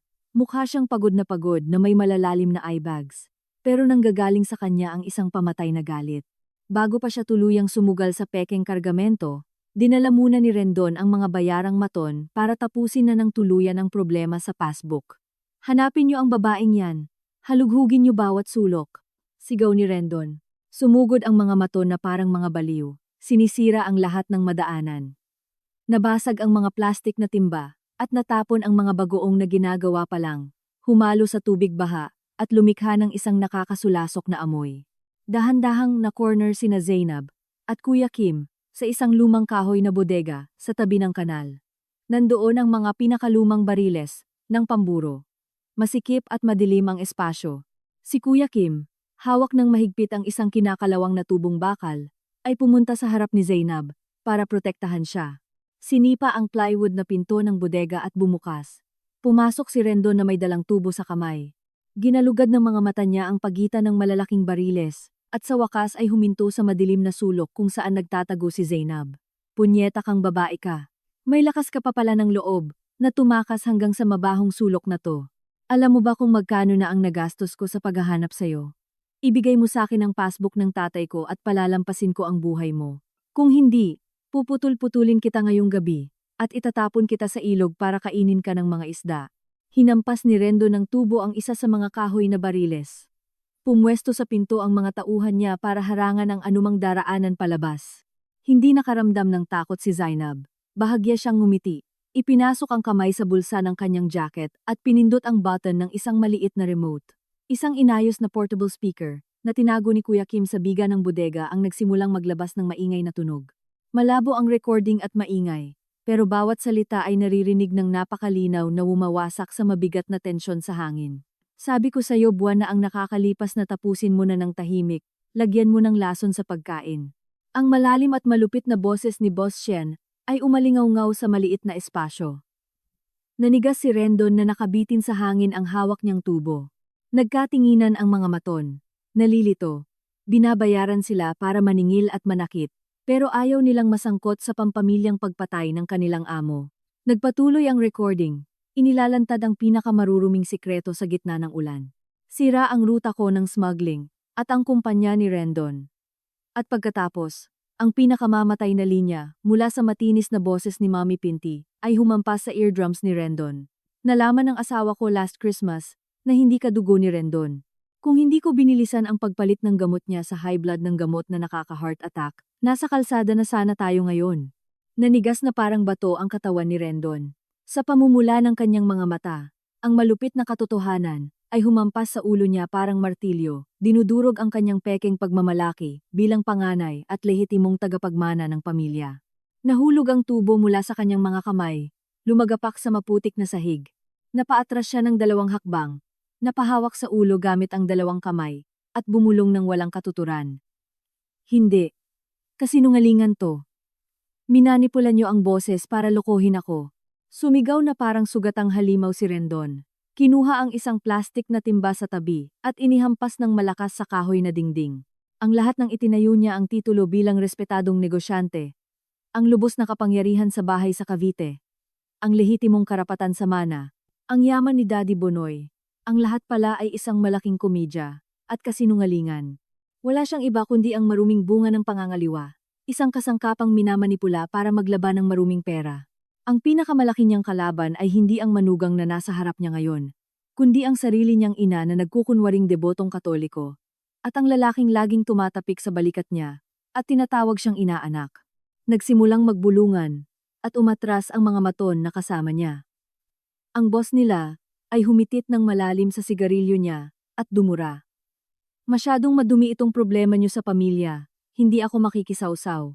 Kung mahuli tayo sa kasong pagpatay at pagnanakaw, mabubulok tayo sa kulungan. Bahala na sa bayad sa araw na to. Mga bata, alis na tayo. Nagsipol ang mga maton sa isa't isa, bumalik sa mga sasakyan, umandar at tumakas mula sa marumi at punong-puno ng kasalanang lugar na iyon. Laging alam ng mga daga kung paano talikuran ang lumulubog na barko.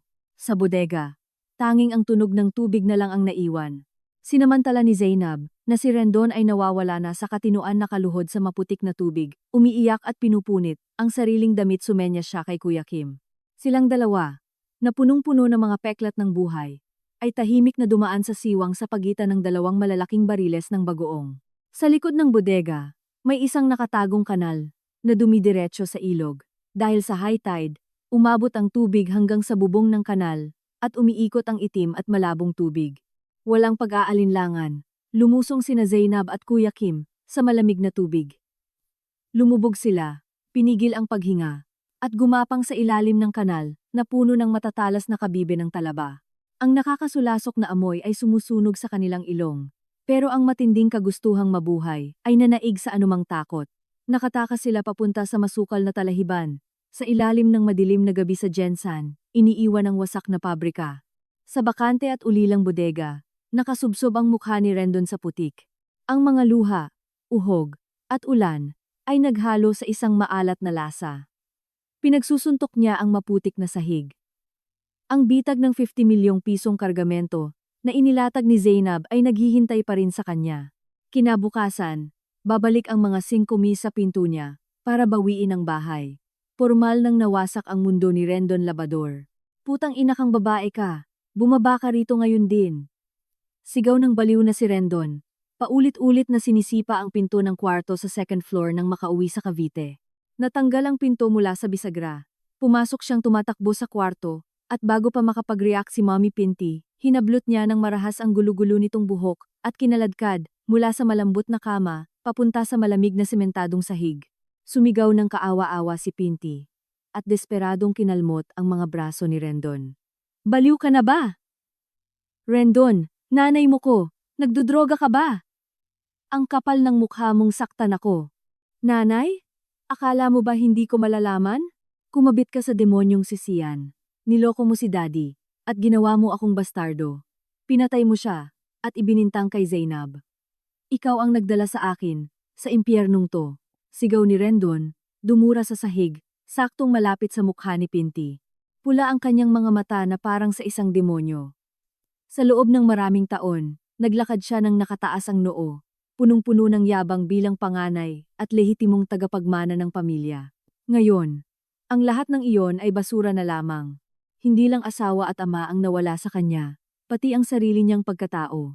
Nang marinig ang pangalan ni Boss Sian at ang katotohanan sa pagkamatay ni Daddy Bonoy, namutla si Pinty na parang kandila. Nanginginig siyang lumuhod at yumakap sa mga binti ni Rendon. Umaagos ang luha at uhog sa mukha niya. Sinisira ang makapal niyang makeup. Rendon, anak, pakinggan mo ko. Ginawa ko ang lahat ng ito para sa'yo, para protektahan ang bahay na to. Natuklasan ng daddy mo ang sikreto ko. At pinalitan niya ang will, para palayasin tayong dalawa sa kalsada. Wala akong ibang choice, anak. Narinig ang mabibigat na yabag sa ibaba at si Boss Sian, nakabukas ang polo hanggang dibdib at may malamig na ekspresyon, ay umakyat ng hagdan. Kakatanggap lang niya ng balita mula sa kanyang mga tauhan sa daungan. Ang 50 milyong kargamento na pinagsanglaan ni Rendon ng bahay at pabrika ay isa palang perpektong scam. Ang mga papeles sa customs, ang mga bill of lading, ang lahat ay isang napakapulidong peke. Ang pera ay naibigay na sa middleman na naglaho na parang bula. Nang makita si Sian, binitawan ni Rendon si Pinty at sinugod ang matandang kriminal, sinakal ito sa leeg.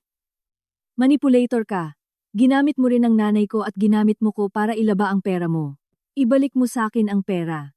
Ibalik mo ang bahay at pabrika ko. Padabog na kumawala si Sian mula sa mga kamay ni Rendon at sinuntok ito ng napakalakas diretso sa mukha. Nakasuray si Rendon at tumama ang ulo sa hawakan ng hagdan. Bumulwak ang dugo mula sa ilong niya. Pinagpaga ni Sian ang kanyang mga kamay at nagsalita ng may paos at walang awang boses. Nasa kamay mo na ang pera. Ikaw ang tanga na nagtapon nun sa basurahan. Ikaw ang may kasalanan. Ako ang nagdala sa iyo sa mundong to. Pero kung wala kang bayag para ayusin ang mga bagay-bagay, deserve mong mamatay. Nasa panganib ang sindikato ko ngayon. Wala akong oras para linisin ang tae ng isang inutil na tulad mo. Pagkasabi nito, tumalikod si Sian at bumaba ng hagdan. Hindi pinansin ang hagulgol ni Pinty at ang matinding galit sa mga mata ng kanyang bastardong anak. Sa pamilyang ito na tinahinang kasinungalingan at kasakiman, sa harap ng delubyo, ang pinakamababang instinct ng pag-survive ay mabilis na gumising. Handa silang magpatayan at ubusan ng dugo sa isa't isa para lang mabuhay. Buksan niyo yung gate. Nasaan si Rendon Labrador? Lumabas ka at bayaran mo ang utang mo sa boss ng mabilis. Ang ingay ng mga tubo at bakal na pumupukpok sa metal gate ng bahay sa Cavite ay nakakabingi. Dumilim ang langit at ang mga itim na ulap ay nagbabanta ng matinding bagyo. Dosena-dosenang mga maskulado at tadtad ng tattoo na maton na may dalang armas ang tuluyang pumalibot sa lugar. Ang mga 5,006 na naniningil ng pamatay na interes ay walang awa. Base sa kontratang pinirmahan ng nakapikit ni Rendon, dumating sila para maningil. Sa loob ng bahay na madilim dahil naputulan na ng kuryente, si Pinty na takot ay nagmamadaling isinisilid ang mga natitirang gintong singsing at kwintas mula sa vault papunta sa bulsa ng duster niya. Nanginginig siyang sinubukang tumakas sa likod na pinto, pero nakasalubong niya ang isang anino na humaharang sa dadaanan. Si Boss Sian iyon. Hinawakan niya ito ng mahigpit sa pulso at binaluktot sa likod. Napasigaw si Pinty. Kapkap ng magaspang na kamay niya ang damit nito, at kinuha ang balot ng mga gintong alahas. Akin na yan. Kailangan ko rin ng pera para tumakas papuntang Cambodia. Matanda ka na. Dito ka na at harapin mo ang karma mo. Hayop ka. Ibalik mo yan. Paano mo ko nagawang traderin ng ganito? Sinakripisyo ko ang 30 taon ko para sayo. Sigaw ni Pinti, na nakakapit sa binti ni Sian. Si Sian, nang walang sinasabi, ay iniangat ang paa, at binigyan ng malakas na sipa sa dibdib si Pinti. Tumilapon si Pinti sa pader, at nawalan ng malay. Ibinulsa niya ang mga alahas, inayos ang sombrero at, walang pakialam kung mamatay man ang kanyang kabit o anak, mabilis siyang naglaho sa isang makitid at masukal na iskinita sa likod ng bahay. Bumigay ang gate at ang mga 560 ay pumasok na parang salot na mga gutom na balang. Kinaladkad nila si Rendon, na nagtatago sa ilalim ng kama, at dinala sa gitna ng sala. Nasaan ang pera ko? 50 milyong kapital at 10 milyong interes. Magbayad ka ngayon din. Sigaw ng boss na nagngangalit ang ngipin. Nakaluhod si Rendon sa sahig, nanginginig mula ulo hanggang paa, at halos hindi makapagsalita. Naskam ako, boss. Peke ang kargamento. Naubos ang lahat sa akin. Ibebenta ko na lang ang mga makina sa pabrika, para makapagbayad. Bigyan niyo ko ng konting palugit. Palugit? Buhay mo ibabayad mo. Ang titulo ng lupang ito, at ng bahay na ito ay hawak ko na. Akin na to. Baliin niyo ang mga binti ng hayop na to, para maging sample sa lahat ng umuutang na hindi nagbabayad. Pagkabigay ng utos, 2 maton ang dumagan kay Rendon, at idinikdik siya sa sementadong sahig. Isa sa kanila ang nag-swing ng kinakalawang na tubo, at inihampas sa kanyang binti ng buong lakas. Narinig ang nakakapangilabot na tunog ng pagkabali ng buto. Napasigaw si Rendon ng ubod ng lakas, at nahimatay sa isang pool ng dugo. Inihagis nila siya sa aspalto sa labas, sa gilid ng kalsada na puno ng ulan, na parang isang sako ng basura. Nagkamalay si Mommy Pinti, at nakasuray-suray na lumabas ng pinto. Gulo-gulo ang buhok, at punit-punit ang damit. Umiiyak. Nagmakaawa siya sa mga Bombay na papasukin siya. Pero nakatanggap lang siya ng malulupit na sipa. Ang mga furniture sa bahay ay inihagis sa bakuran. Si Pinti, ang babaeng dati ay nakadamit seda at nagdadasal habang nagtatago ng kutsilyo sa likod, ngayon ay walang ni isang kusing, yakap-yakap ang napilayan niyang anak, at sumisigaw sa ilalim ng ulan ng Cavite. Nagkumpulan ang mga marites at kapitbahay para manood, pero walang pumigil o tumulong. Napatango na lang sila at umiling-iling. Ang kabayaran para sa mga taong nabubuhay ng walang moralidad ay hindi kailanman nagiging mura. Malandi ka, gusto mo bang mamatay? May gana ka pang lumandi sa asawa ng may asawa. Ngayon babalatan ko yung pagmumukha mo. Sa isang sulok ng terminal ng bus sa Jensan, na amoy usok ng tambutso at mapanghi, umalingaw-ngaw ang isang matinis na mura. Si Tony, bago pa man makapag-react, ay sinugod ng isang grupo ng mga matataba at galit na kababaihan. Hinablot ang kanyang buhok, at hinila ang ulo niya palikod. Mula noong araw na traderin niya ang hipag niya, at tumakas mula sa pabrika, pag-alagala lang si Tony sa terminal ng bus, sumasama sa mga bugaw na kumukuha ng babae, para sa mga truck driver, na bumibiyahe ng malayo. Si Tony, na tamad magtrabaho, at gustong-gustong laging magpaganda, ay madaling napunta sa prostitution para mabuhay. Pero ang ugali niyang akitin ang mga lalaking may pera ang sumira sa kanya. Naglakas loob siyang akitin ang isang big-time na wholesaler ng isda para hingian ng pera, pero ang asawa pala nito ay kilala bilang pinakakinatatakutang misis sa buong daungan. Sorry po ate, hindi ko po alam na may asawa siya. Patawarin niyo po ako. Iyak ni Tony habang nagmamakaawa, pero patuloy na umulan ang mga sampal sa kanya. Hinablot ng mga babae ang kanyang maluwag na t-shirt sa harap ng maraming tao. Nagtago si Tony, tinatakpan ang kanyang dibdib. Ang orihinal na asawa, isang malaking babae, ay naglabas ng hair clipper mula sa kanyang bag. Narinig ang nakakapangilabot na tunog ng makina. Inihampas niya ang ulo ni Tony sa mainit na semento, at kinalbo ang isang linya mula sa tuktok ng ulo hanggang batok. Ang kulot niyang buhok, na dati ay pinagmamalaki niya, ay nahulog sa maputik na sahig. Nagpumiglas siya at sumigaw sa desperasyon. Kalahating kalbo ang ulo at dumudugo. Pero hindi doon nagtapos ang parusa. Isa sa mga babae ay nagdala ng isang timba ng mabahong pinaghugasan ng isda na hinaluan ng itim na langis ng motor. Iba lang yan sa malanding yan, para matakpan ang baho niya ng amoy, ng bulok na isda. Binuhos ang timba sa ulo ni Tony. Ang malagkit at nakakasulasok na likido ay dumikit sa balat niya. Pumasok ito sa mata at bibig niya. Dahilan para siya'y sumuka. Nagkumpulan ng mga tao sa paligid niya. Dinuduro siya. Pinagtatawanan at kinukuhanan ng video. Pero walang nagtanggol sa kanya. Pagkatapos ng brutal na pambubugbog, pinalayas din siya ng bugaw dahil sa ginawang gulo. Walang ID, walang pera, at mukhang nakakadirit mabaho, itinataboy siya sa lahat ng lugar na parang multo. Napilitang mamasura si Tony ng mga plastik na bote sa paligid ng palengke ng isda para lang makabili ng pagkain. Pagsapit ng gabi, sumisiksik siya sa ilalim ng lumang pwesto ng isda, nagkukumot ng sirang trapal at nanginginig. Tinitiis ang malamig na hangin mula sa dagat na nanunuot sa buto. Ang pangarap niya sa marangyang buhay ay tuluyang nawasak. Pinapagbayaran ni Tony ang presyo ng kanyang katamaran at katraydoran ng isang buhay na mas malala pa sa isang asong gala. Pag-isipan mong mabuti, Zainab. Kung ipapasa mo to, pinuputol mo na ang lahat ng koneksyon sa pamilyang yon. Bubunutin mo sila sa ugat. Humitit ng malalim si Kuya Kim sa kanyang sigarilyo, sa pasilyo ng NBI headquarters. Tumaas ang usok sa kisame. Mahigpit na niyakap ni Zainab ang isang clear book. Sa loob noon, ay ang itim na passbook ni Daddy Bonoy, at ang mga ebidensya ng money laundering na masigasig niyang kinolekta at sinuri. Wala na po akong anumang utang na loob o awa sa pamilyang yon, Kuya Kim. Dinala nila ako sa bingit ng kamatayan, at pinatay nila ang biyenan ko sa sarili niyang kama. Dapat pagbayaran ng krimen. Ginagawa ko to hindi lang para linisin ang pangalan ko, kundi para bigyan ng hustisya ang lahat ng taong sinaktan nila. Kasama na po kayo, sabi ni Zainab. Kakaibang kalmado ang kanyang boses.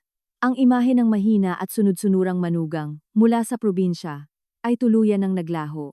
Ngayon, sa harap ni Kuya Kim ay isang matapang at determinadong babae na pinanday ng bagyo ng buhay. Ibinigay ang mga dokumento ng direkta sa Anti-Money Laundering Council at NBI. Ang mga ebidensya ay sapat na sapat, may mga detalyadong petsa at transaksyon, kaya mabilis na bumuo ng isang special task force. Ang sindikato ng money laundering at smuggling ng basura, na pinapatakbo ni na Boss Sian at Rendon gamit ang front na construction company, ay binuwag mula sa ugat. Bandang hapon, palabas ng headquarters, at papunta sa terminal ng bus pabalik ng Gensan, dumaan sina Zainab at Kuya Kim sa isang parke sa Manila. Papalubog na ang araw at ikinakalat ng hangin ang mga tuyong dahon. Biglang huminto si Zainab. Sa isang sulok ng parke, nakaupo sa isang karton, ay isang lalaking may luma at maduming damit. Ang kanyang kanang binti, may maruming semento at benda, ay tuwid at matigas. Sa tabi niya, isang sirang sombrero ang nakalatag, para manghingi ng limos. Ito ay ang kanyang asawa, si Rendon. Ang lalaking dati ay pormado, puro gel ang buhok, at panay sigaw sa kanyang asawa. Ngayon ay payat na payat, mukhang kaawa-awa parang bulok na puno. Nakayuko lang siya, namamalimos sa mga taong nagja-jogging, paulit-ulit na tumatango-tango. Parang may nakutuban. Inangat ni Rendon ang kanyang ulo, nakanganga, at nagsimulang manginig ang braso na nakalahad sa hangin. Mabilis niya itong binawi. Ang matinding hiya, pagsisisi, at sakit ay sumakal sa kanyang lalamunan, pero wala siyang nasabi. Mabilis niyang tinakpan ang kanyang namumutlang mukha gamit ang lumang sombrero at sumiksik sa isang madilim sulok tulad ng isang insekto na takot sa liwanag. Hindi pumatak ni isang luha mula kay Zainab. Hindi siya lumapit para laitin o pagtawanan ito.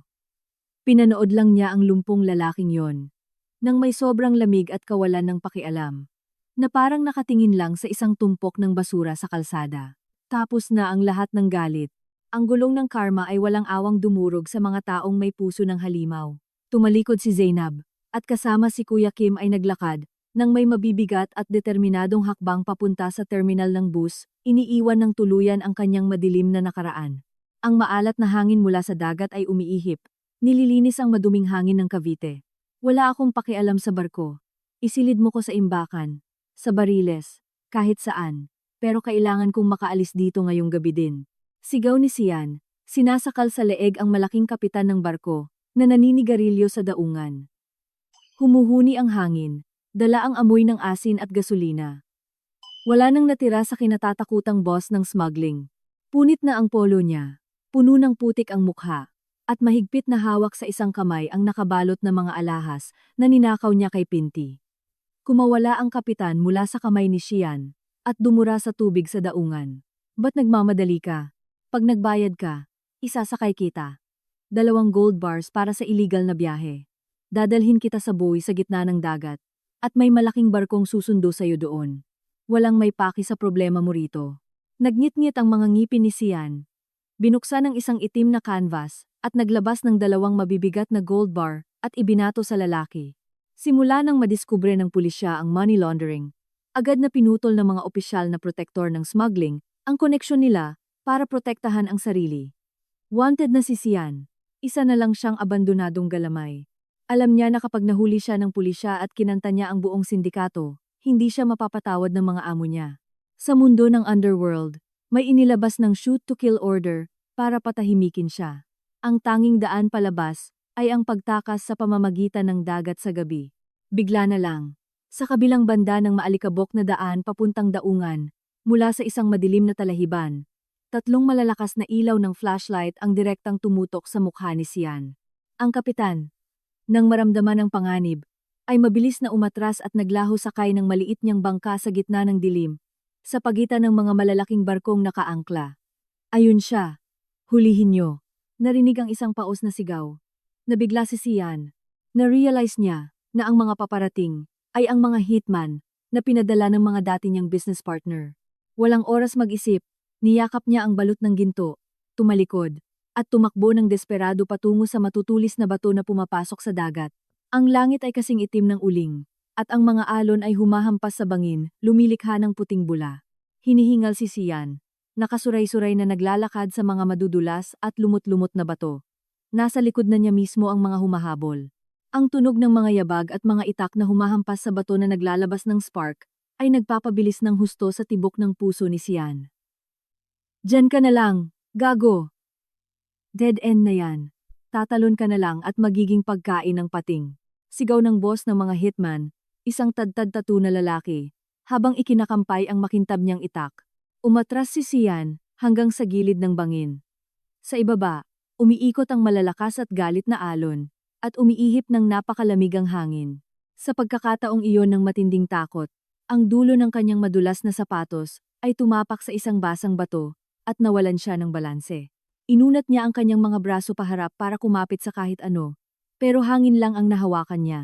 Isang tili ang bumasag sa katahimikan ng gabi, at ang mabigat na katawan ni Boss Xian ay tuloy-tuloy na nahulog mula sa bangin, na 10 metro, ang taas papunta sa nagngangalit na tubig. Ang nakakapangilabot na tunog ng kanyang katawan na bumagsak sa matatalas na bato ay nilunod ng ugong ng dagat. Ang balot ng ginto sa kanyang kamay ay kumawala at nagkawatak-watak sa ilalim ng dagat. Inilawan ng mga hitman ang ibaba gamit ang kanilang flashlight. Pero ang nakita lang nila ay puting bula na nahaluan ng pula ng dugo, na umangat at hinigop din ng malakas na alon, tuluyang naglaho ng walang bakas. Ang lalaking nakagawa ng napakaraming kasamaan ay tuluyang nilamon ng dagat, at ni hindi iniwanang buo ang katawan. Lumayo ka, Daddy Bonoy. Huwag mo kong kukunin. Hindi ako ang pumatay sa'yo. Si Xian ang pumatay sa'yo. Pinilit niya lang ako. Si Mommy Pinti, nakabaluktot sa isang madilim na sulok sa ilalim ng tulay sa Cavite, ay iwinawagayway ang mga braso sa hangin, na parang tinataboy ang isang hindi nakikitang multo. Ang tumpok ng basura, na hinihigaan niya, ay umaalingasaw sa baho. Isang buwan pagkatapos ng sakuna, ang babaeng dati ay pormado, at laging nagtuturo ng moralidad ng Diyos ay naging mukhang isang naglalakad na bangkay. Ang kanyang puting buhok ay magulot marumi, punit-punit ang damit, at ang balat ay abuhing-abuhit kulubot parang balat ng tuyong puno. Ang trauma sa pagkawala ng lahat ng yaman, ang pag-abandona at pambubugbog ng sariling kabit, at ang pagkakakita sa paghuli sa kanyang lumpong anak, ay tuluyang dumurog sa natitirang katinuan ni Pinti. Nabaliw na siya, nabubuhay mula sa mga tira-tirang tinapay, na binabato ng mga dumadaan at sa mga nakikita niya sa basurahan. May narinig na mabagal na mga yabag sa tuyong graba. Huminto si Zainab, 3 hakbang ang layo kay Pinti. Nakasuot lang siya ng simpleng asul na damit, nakatali ang buhok ng hindi maayos, at walang anumang emosyon sa mukha. Sa kamay niya, may hawak siyang isang styrofoam pack ng pagkain, umuusok pa. Nang marinig ang ingay, Inangat ni Pinti ang tingin gamit ang malabo at walang buhay nitong mga mata. Nang makilala niya ang mukha ng manugang na nilait, inabuso, at dinala niya sa impyerno, natakot siya at lalong sumiksik sa sulok. Multo! Multo ka! Kukunin mo ang buhay ko! Lumayo ka! Sigaw ni Pinti sabay dampot ng isang plastik na bote at ibinato kay Zainab, pero nahulog lang ito nang walang lakas sa paanan nito. Hindi umiwas o lumapit si Zainab. Tiningnan lang niya ang kaawa-awang itsura ng biyenan niya. Naalala niya kung gaano ito kamalamig nang itapon nito ang gamot ni Daddy Bonoy sa inidoro at ang mga masasakit na salitang ibinato nito sa kanya. Hindi na kailangan ng batas para husgahan ito. Ang pagdudusa at karma ay bumagsak na sa ulo nito sa pinakamalupit na paraan. Yumuko si Zainab at ibinaba ang mainit na pagkain sa maalikabok na lupa. Hindi ako multo. Buhay ako at maayos. Matigas at malamig ang boses ni Zainab. Hindi ako nandito para pagtawanan o laitin ka. Hindi tinatapakan ng taong nakadapa na. Tsaka, mas malala pa sa aso ang buhay mo ngayon. Binilhan kita ng pagkain to. Ituring mo na lang to bilang huling gawa ko ng hustisya sa mga taon na tumira ako sa bahay na yon dahil sa pakikisama. Tumayo ng tuwid si Zainab, nakapamulsa ang mga kamay. Tumagos ang tingin niya sa takot na mga mata ni Pinti. Huwag mong isiping mamatay. Lunukin mo yung pagkain at mabuhay ka. Mabuhay ka para nguyain araw-araw ang sumpa ng karma. Mabuhay ka para malasahan kung anong pakiramdam na inabandona ka sa pinakabasurahan ng lipunan, parehong bagay na ginawa mo sa iba. Huwag kang mangarap na madali kang makakahanap ng kapatawaran. Pagkasabi nito, tumalikod si Zainab ng buong determinasyon. Ang bulto niya, payat pero matapang, ay unti-unting naglaho sa ilalim ng dilaw na ilaw ng poste. Si Pinti, na naiwan sa likod, ay gumapang papunta sa pagkain at niyakap ito. Malabong luha ang umagos sa madumi niyang mukha. Dahil patay gutom, isinubo niya ang pagkain sa bibig, nang dakot-dakot, humahagulgol, habang ngumunguya, at gumagawa ng mga tunog na hindi maintindihan. Akusado Rendon Labador, tumayo ka para pakinggan ang hatol. Ang malakas at seryosong boses ng huwes ay umalingaw-ngaw sa malawak na korte. Tumunog ang kahoy na martilyo. Bang-bang. Si Rendon, na nakasandal sa saklay, ay nahirapang tumayo. Ang mga kamay niyang nakapusas ay ipinatong sa kahoy nang kinalalagyan ng akusado. Hindi na siya ang laging nakapormang negosyante na magdamag na pumaparty noon. Ngayon, payat na siya. Mukha siyang tumanda ng 10 taon. At ang maluwag na orange na uniform ng bilibid ay lalong nagpatingkad sa kaawa-awang hitsura niya. Ang kanang binti na binali ng mga maton ay wala ng semento, pero nag-iwan ito ng panghabambuhay na pinsala. Habambuhay na siyang pilay. Ang mga kaso ng money laundering, fencing, at pagtatakip kaugnay ng pagkamatay ni Daddy Bonoy ay napatunayan hanggang sa huling detalye. Nanginginig na tiningnan ni Rendon ang pwesto ng pamilya sa likod. Malamig at bakante ang mga kahoy na upuan. Wala si Mommy Pinti, na ngayon ay baliw na naglalakad sa kalsada, at wala rin ang kapatid niyang si Tony Fowler, na nawalan ng balita simula noong mambugbog sa terminal sa Jensan. Ang mga tauhan niya, yung mga dating tumatapik sa dibdib, at tinatawag siyang brother, ay lahat naglaho, na parang bula. Mag-isa lang siya, pinapalibutan ng batas, at nakakapangilabot ang kanyang kalungkutan. Pero sa pinakahuling upuan malapit sa pinto, may nakita si Rendon na pamilyar. Nakaupo doon si Zainab, kasing kalmado ng isang tahimik na lawa. Nakasuot siya ng puting blouse at simpleng cardigan. Ang tahimik niyang mga mata ay nakatingin diretso sa huwes. Nandun si Zainab bilang testigo at bahagi ng kaso, bilang taong nag-angat ng takip ng pinakamalalagim na sikreto ng pamilyang iyon. Sa sandaling nagtama ang kanilang mga mata, pakiramdam ni Rendon ay may pumiga sa puso niya. Nakabuka ang bibig na naghahabol ng hininga, at bumuhos ang mga luha mula sa mata niya. Umaagos sa kanyang pumayat na mukha. Zainab, patawad. Milyon-milyong beses akong humihingi ng tawad. Humagulgol si Rendon. Ang kaawa-awa at putol-putol na boses niya ay umalingaw-ngaw sa bakanting korte. Ang huling-huling paghingi ng tawad ay naglaho lang sa hangin. Umiyak siya dahil sa katangahan niya, sa pamilyang sinira ng kasakiman at kasinungalingan, at sa malayang buhay na malapit ng ibaon sa likod ng mga rehas. Itinaas ng huwes ang hatol at binasa ito ng malinaw. Hinatulan si Rendon ng 15 taong pagkakakulong dahil sa patong-patong na kaso. Lahat ng ari-arian niya ay ikukumpiska para maging kabayaran sa perwisyong ginawa ng sindikato ng smuggling. Pinakinggan ni Zainab ang hatol, nang hindi man lang natinag ang kanyang puso. Hindi siya nakaramdam ng saya o awa. Nang lumapit na ang mga gwardiya para dalhin si Rendon sa police van. Tahimik na tumayo si Zainab at itinago ang mga papeles sa bag. Lumabas siya mula sa pinto ng korte at hinarap ang nakakasilaw na sikat ng araw sa Manila, hinahayaan ang mga iyak ng pagsisisi ng kanyang ex-husband na maglaho sa madilim na nakaraan. Ang hangin ay humihihip sa malawak na buhanginan, nag-iiwan ng isang malungkot na tunog. Si Zainab, may dalang maliit na plastic na basket, ay naglalakad sa mainit na buhangin. Umaagos ang pawis sa gilid ng kanyang noo. Ngayon ay bumalik siya sa Cavite para linisin ang puntod ni Daddy Bonoy at magtirik ng kandila. Nakatago ang sementeryo sa isang tahimik na lugar, malayo sa ingay ng mundo. Huminto siya sa harap ng isang simpleng sementadong puntod at gamit ang kanyang sombrero, pinagpagan niya ang buhangin sa lapida. Naglagay si Zainab ng mga sariwang prutas. Nagsindi ng 3 kandila at maingat na inilagay. Isang manipis na linya ng puting usok ang tumaas at naglaho sa asul na langit. Lumuhod si Zainab sa damuhan at pinagdaop ang mga kamay sa dibdib. Magpahinga na po kayo ng payapa, Daddy Bonoy. Malamig ang hangin dito, pero hindi nyo na kailangang magtiis ng kasinungalingan at panloloko. Ang boses ni Zainab ay isang bulong, halos humahalo sa tunog ng hangin. Dahil sa passbook na binigay nyo sa akin noong gabing iyon, lumabas ang lahat ng katotohanan, ang nagtanim ng hangin. Umani ng bagyo. Si Boss Sian ay namatay sa dagat ng walang bakas. Pinapagbayaran ni Rendon ang mga kasalanan niya sa kulungan, at si Mommy Pinty ay nabubuhay sa kalsada at hindi pa mamatay-matay. Ang batas ay humusga sa kanila, at ang karma ay hindi nagpatawad kahit isa. Nalinis ko na rin ang pangalan ko. Hindi ko napasan ang kahihiyang magnanakaw ako, at tumakas kasama ng kabit. Ipinikit ni Zainab ang mga mata niya, at isang mainit na luha ang pumatak sa kanyang pisngi. Hindi yun luha ng kahinaan o kawalang hustisya tulad noon, kundi luhang puno ng ginhawa at kapayapaan na galing sa kaibuturan ng kaluluwa niya. Ang sikretong passbook na yon ay minsang naging sumpa na nagtapon sa kanya sa buhay ng pagiging pugante, nagpuwersa sa kanyang magtago sa isang bayan ng mga mangingisda, at naglagay sa kanya sa bingit ng buhay at kamatayan.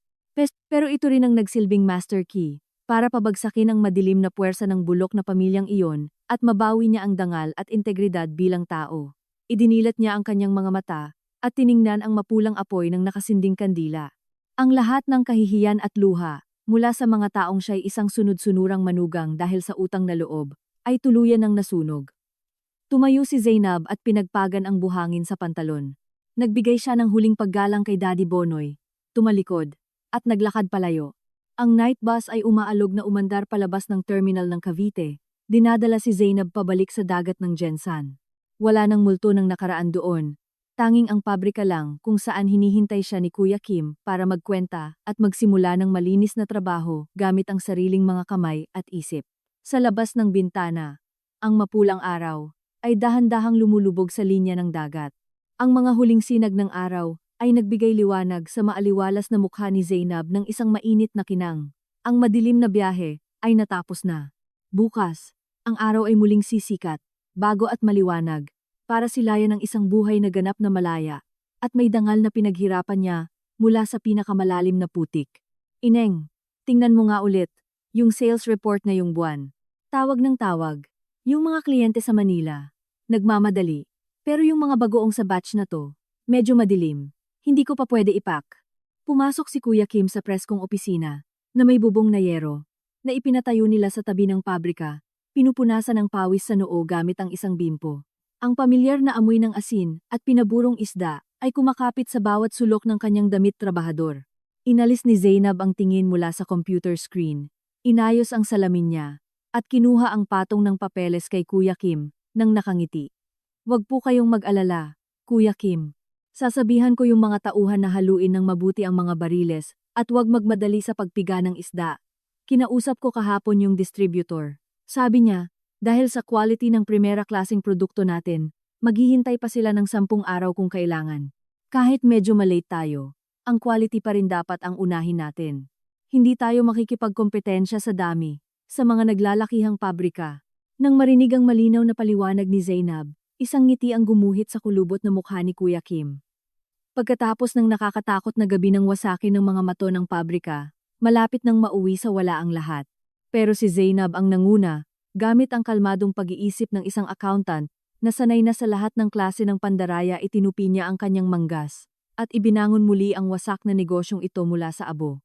Noong una, nang bumalik siya sa Jensan galing sa husgado sa Manila, naabutan ni Zainab ang sandamakmak na basura, basag na mga bariles, at mga sarsa ng isda na tumagos sa lupa at umaalingasaw. Higit sa kalahati ng mga manggagawa, dahil sa takot at sa pagbabantay ng pulisya, ay nag-alisan na.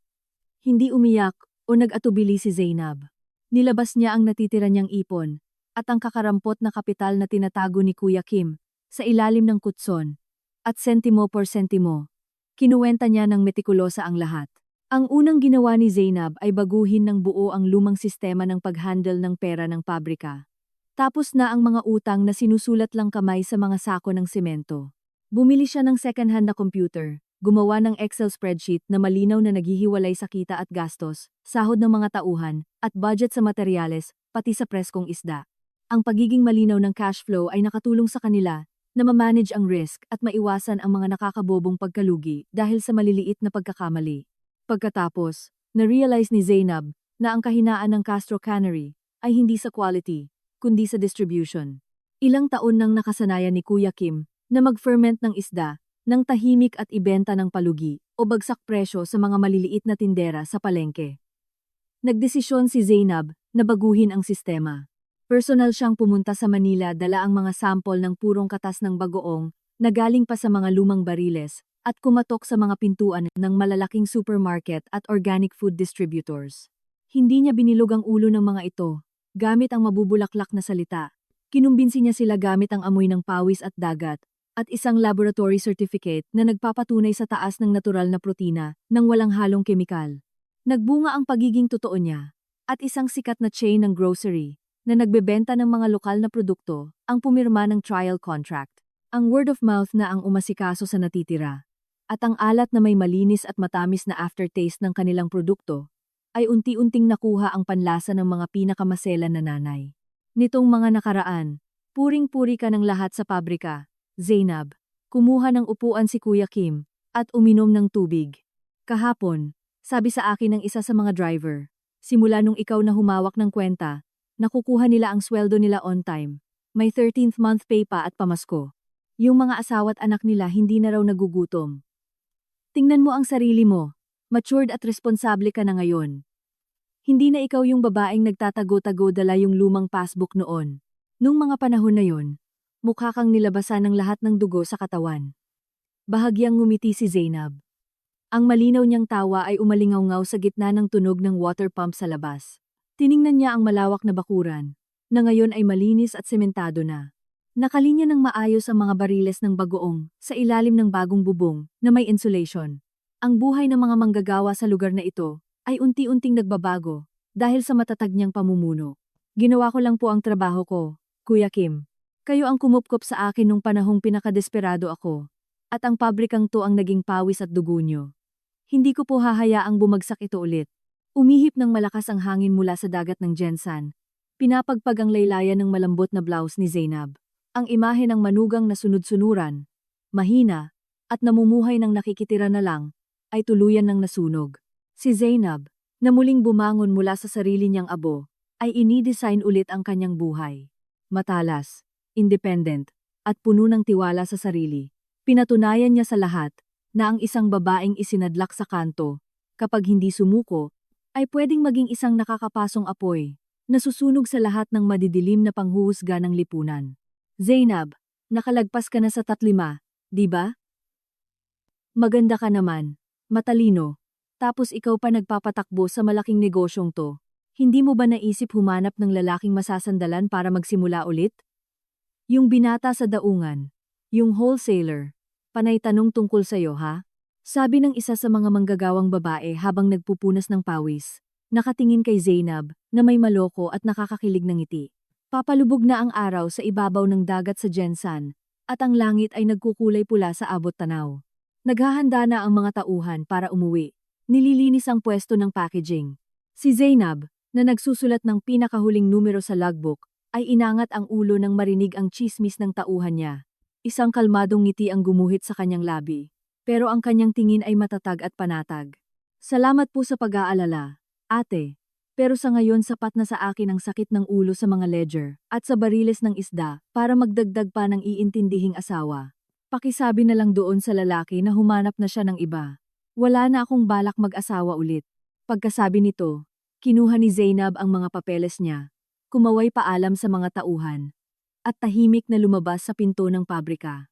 Naglakad siya sa seawall, humihinga ng malalim ng maalat at mabigat na hangin ng malawak na karagatan. Sa di kalayuan, ang sirena ng isang barkong pangisda na nagbabadya ng pag-uwi nito sa daungan ay bumasag sa katahimikan ng hapon. Marami sa bayan ng mga mangingisdang ito ang hindi naiintindihan kung bakit ang isang babaeng tulad ni Zainab na dumaan sa sirang kasal at ngayoy may matatag na negosyo ay pipiliin na lang mamuhay mag-isa. Mayroon pa rin kasi silang luma at tradisyonal na pag-iisip na ang babae, kahit gaano pa kagaling, ay kailangan daw ng asawang masasandalan, isang haligi ng tahanan, na magpoprotekta sa kanya, laban sa mga bagyo ng buhay.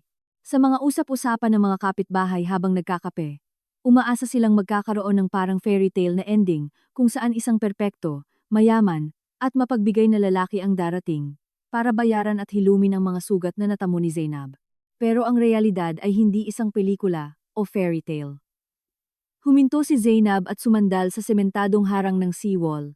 Pinagmamasdan ng mga alon na nagkukulay puting bula paghampas sa malalaking bato ng breakwater. Isang lugar na masasandalan? Mayroon siyang tinawag na pamilya noon. Isang asawang nirerespetong negosyante. Isang biyenang nagdadasal ng rosaryo araw-araw. At nagpapanggap na moral at mabait. At isang magandang bahay sa Cavite. Pero ano bang nasa likod ng makintab na haraping iyon? Katiwalian hanggang buto. Mga maruruming sabwatan. Pera na nabahira ng dugo. At nakakapangilabot na mga kasinungalingan. Itinuring lang siyang kasangkapan para abusuhin ang pagod niya. Isang tau-tauhang isasakripisyo para maging pain kapag lumabas na ang mga krimen nila. Ang trauma mula sa pamilyang kontrolado ng bulag na kapangyarihan at pag-asa sa lalaki.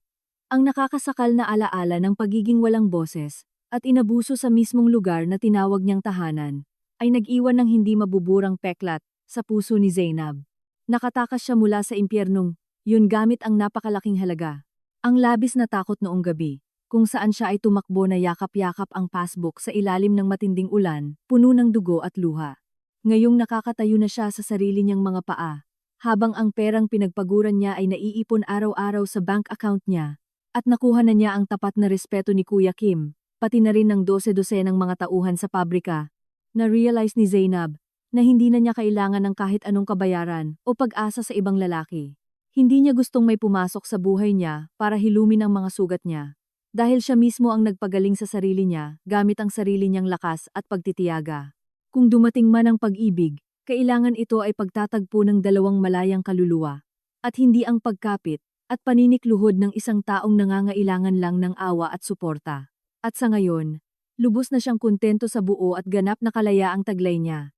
Sa malayo, 12-12 ng mga bangkang pangisda ang pumapasok sa daungan na may malakas na ingay.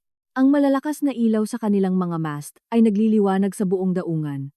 Ang mga boses ng mga mangingisdang nagsisigawan sa isa't isa, ang ingay ng makina, at ang pagtama ng mga banyera ay naghalo-halo. Lumilikha ng isang magulo, pero buhay na symphony ng araw-araw. Ipinikit ni Zainab ang kanyang mga mata, at ibinuka ang kanyang mga braso, sinasalubong ng buong katawan ang hangin mula sa dagat. Ang malakas na hangin ay humaplos sa kanyang buhok at damit, nag-iiwan ng preskong pakiramdam. Ang ugong ng dagat ay tila naghuhugas sa lahat ng maruruming latak ng nakaraan. Wala nang matinis na sigaw at pag-iinarte si Mommy Pinty. Wala nang baliw na paninira ni Rendon. At wala nang matinding takot sa kadiliman at sa pananakot ni Boss Sian. Maraming salamat sa pakikinig sa kwento natin ngayon hanggang sa dulo. Ang buhay kung minsan ay hindi lang puro pag-ibig o galit, kundi isa ring pagpili sa pagitan ng buhay at kamatayan, kung saan ang katotohanan ay pinagbabayaran ng matinding pagdurusa. Sana ay mas mapahalagahan natin ang mga taong nasa tabi natin dahil sa kwentong ito, at laging maging mapagmatyag sa mga bagay na akala natin ay pamilyar at ligtas. Magkita-kita ulit tayo sa susunod na magandang kwento. Maraming salamat.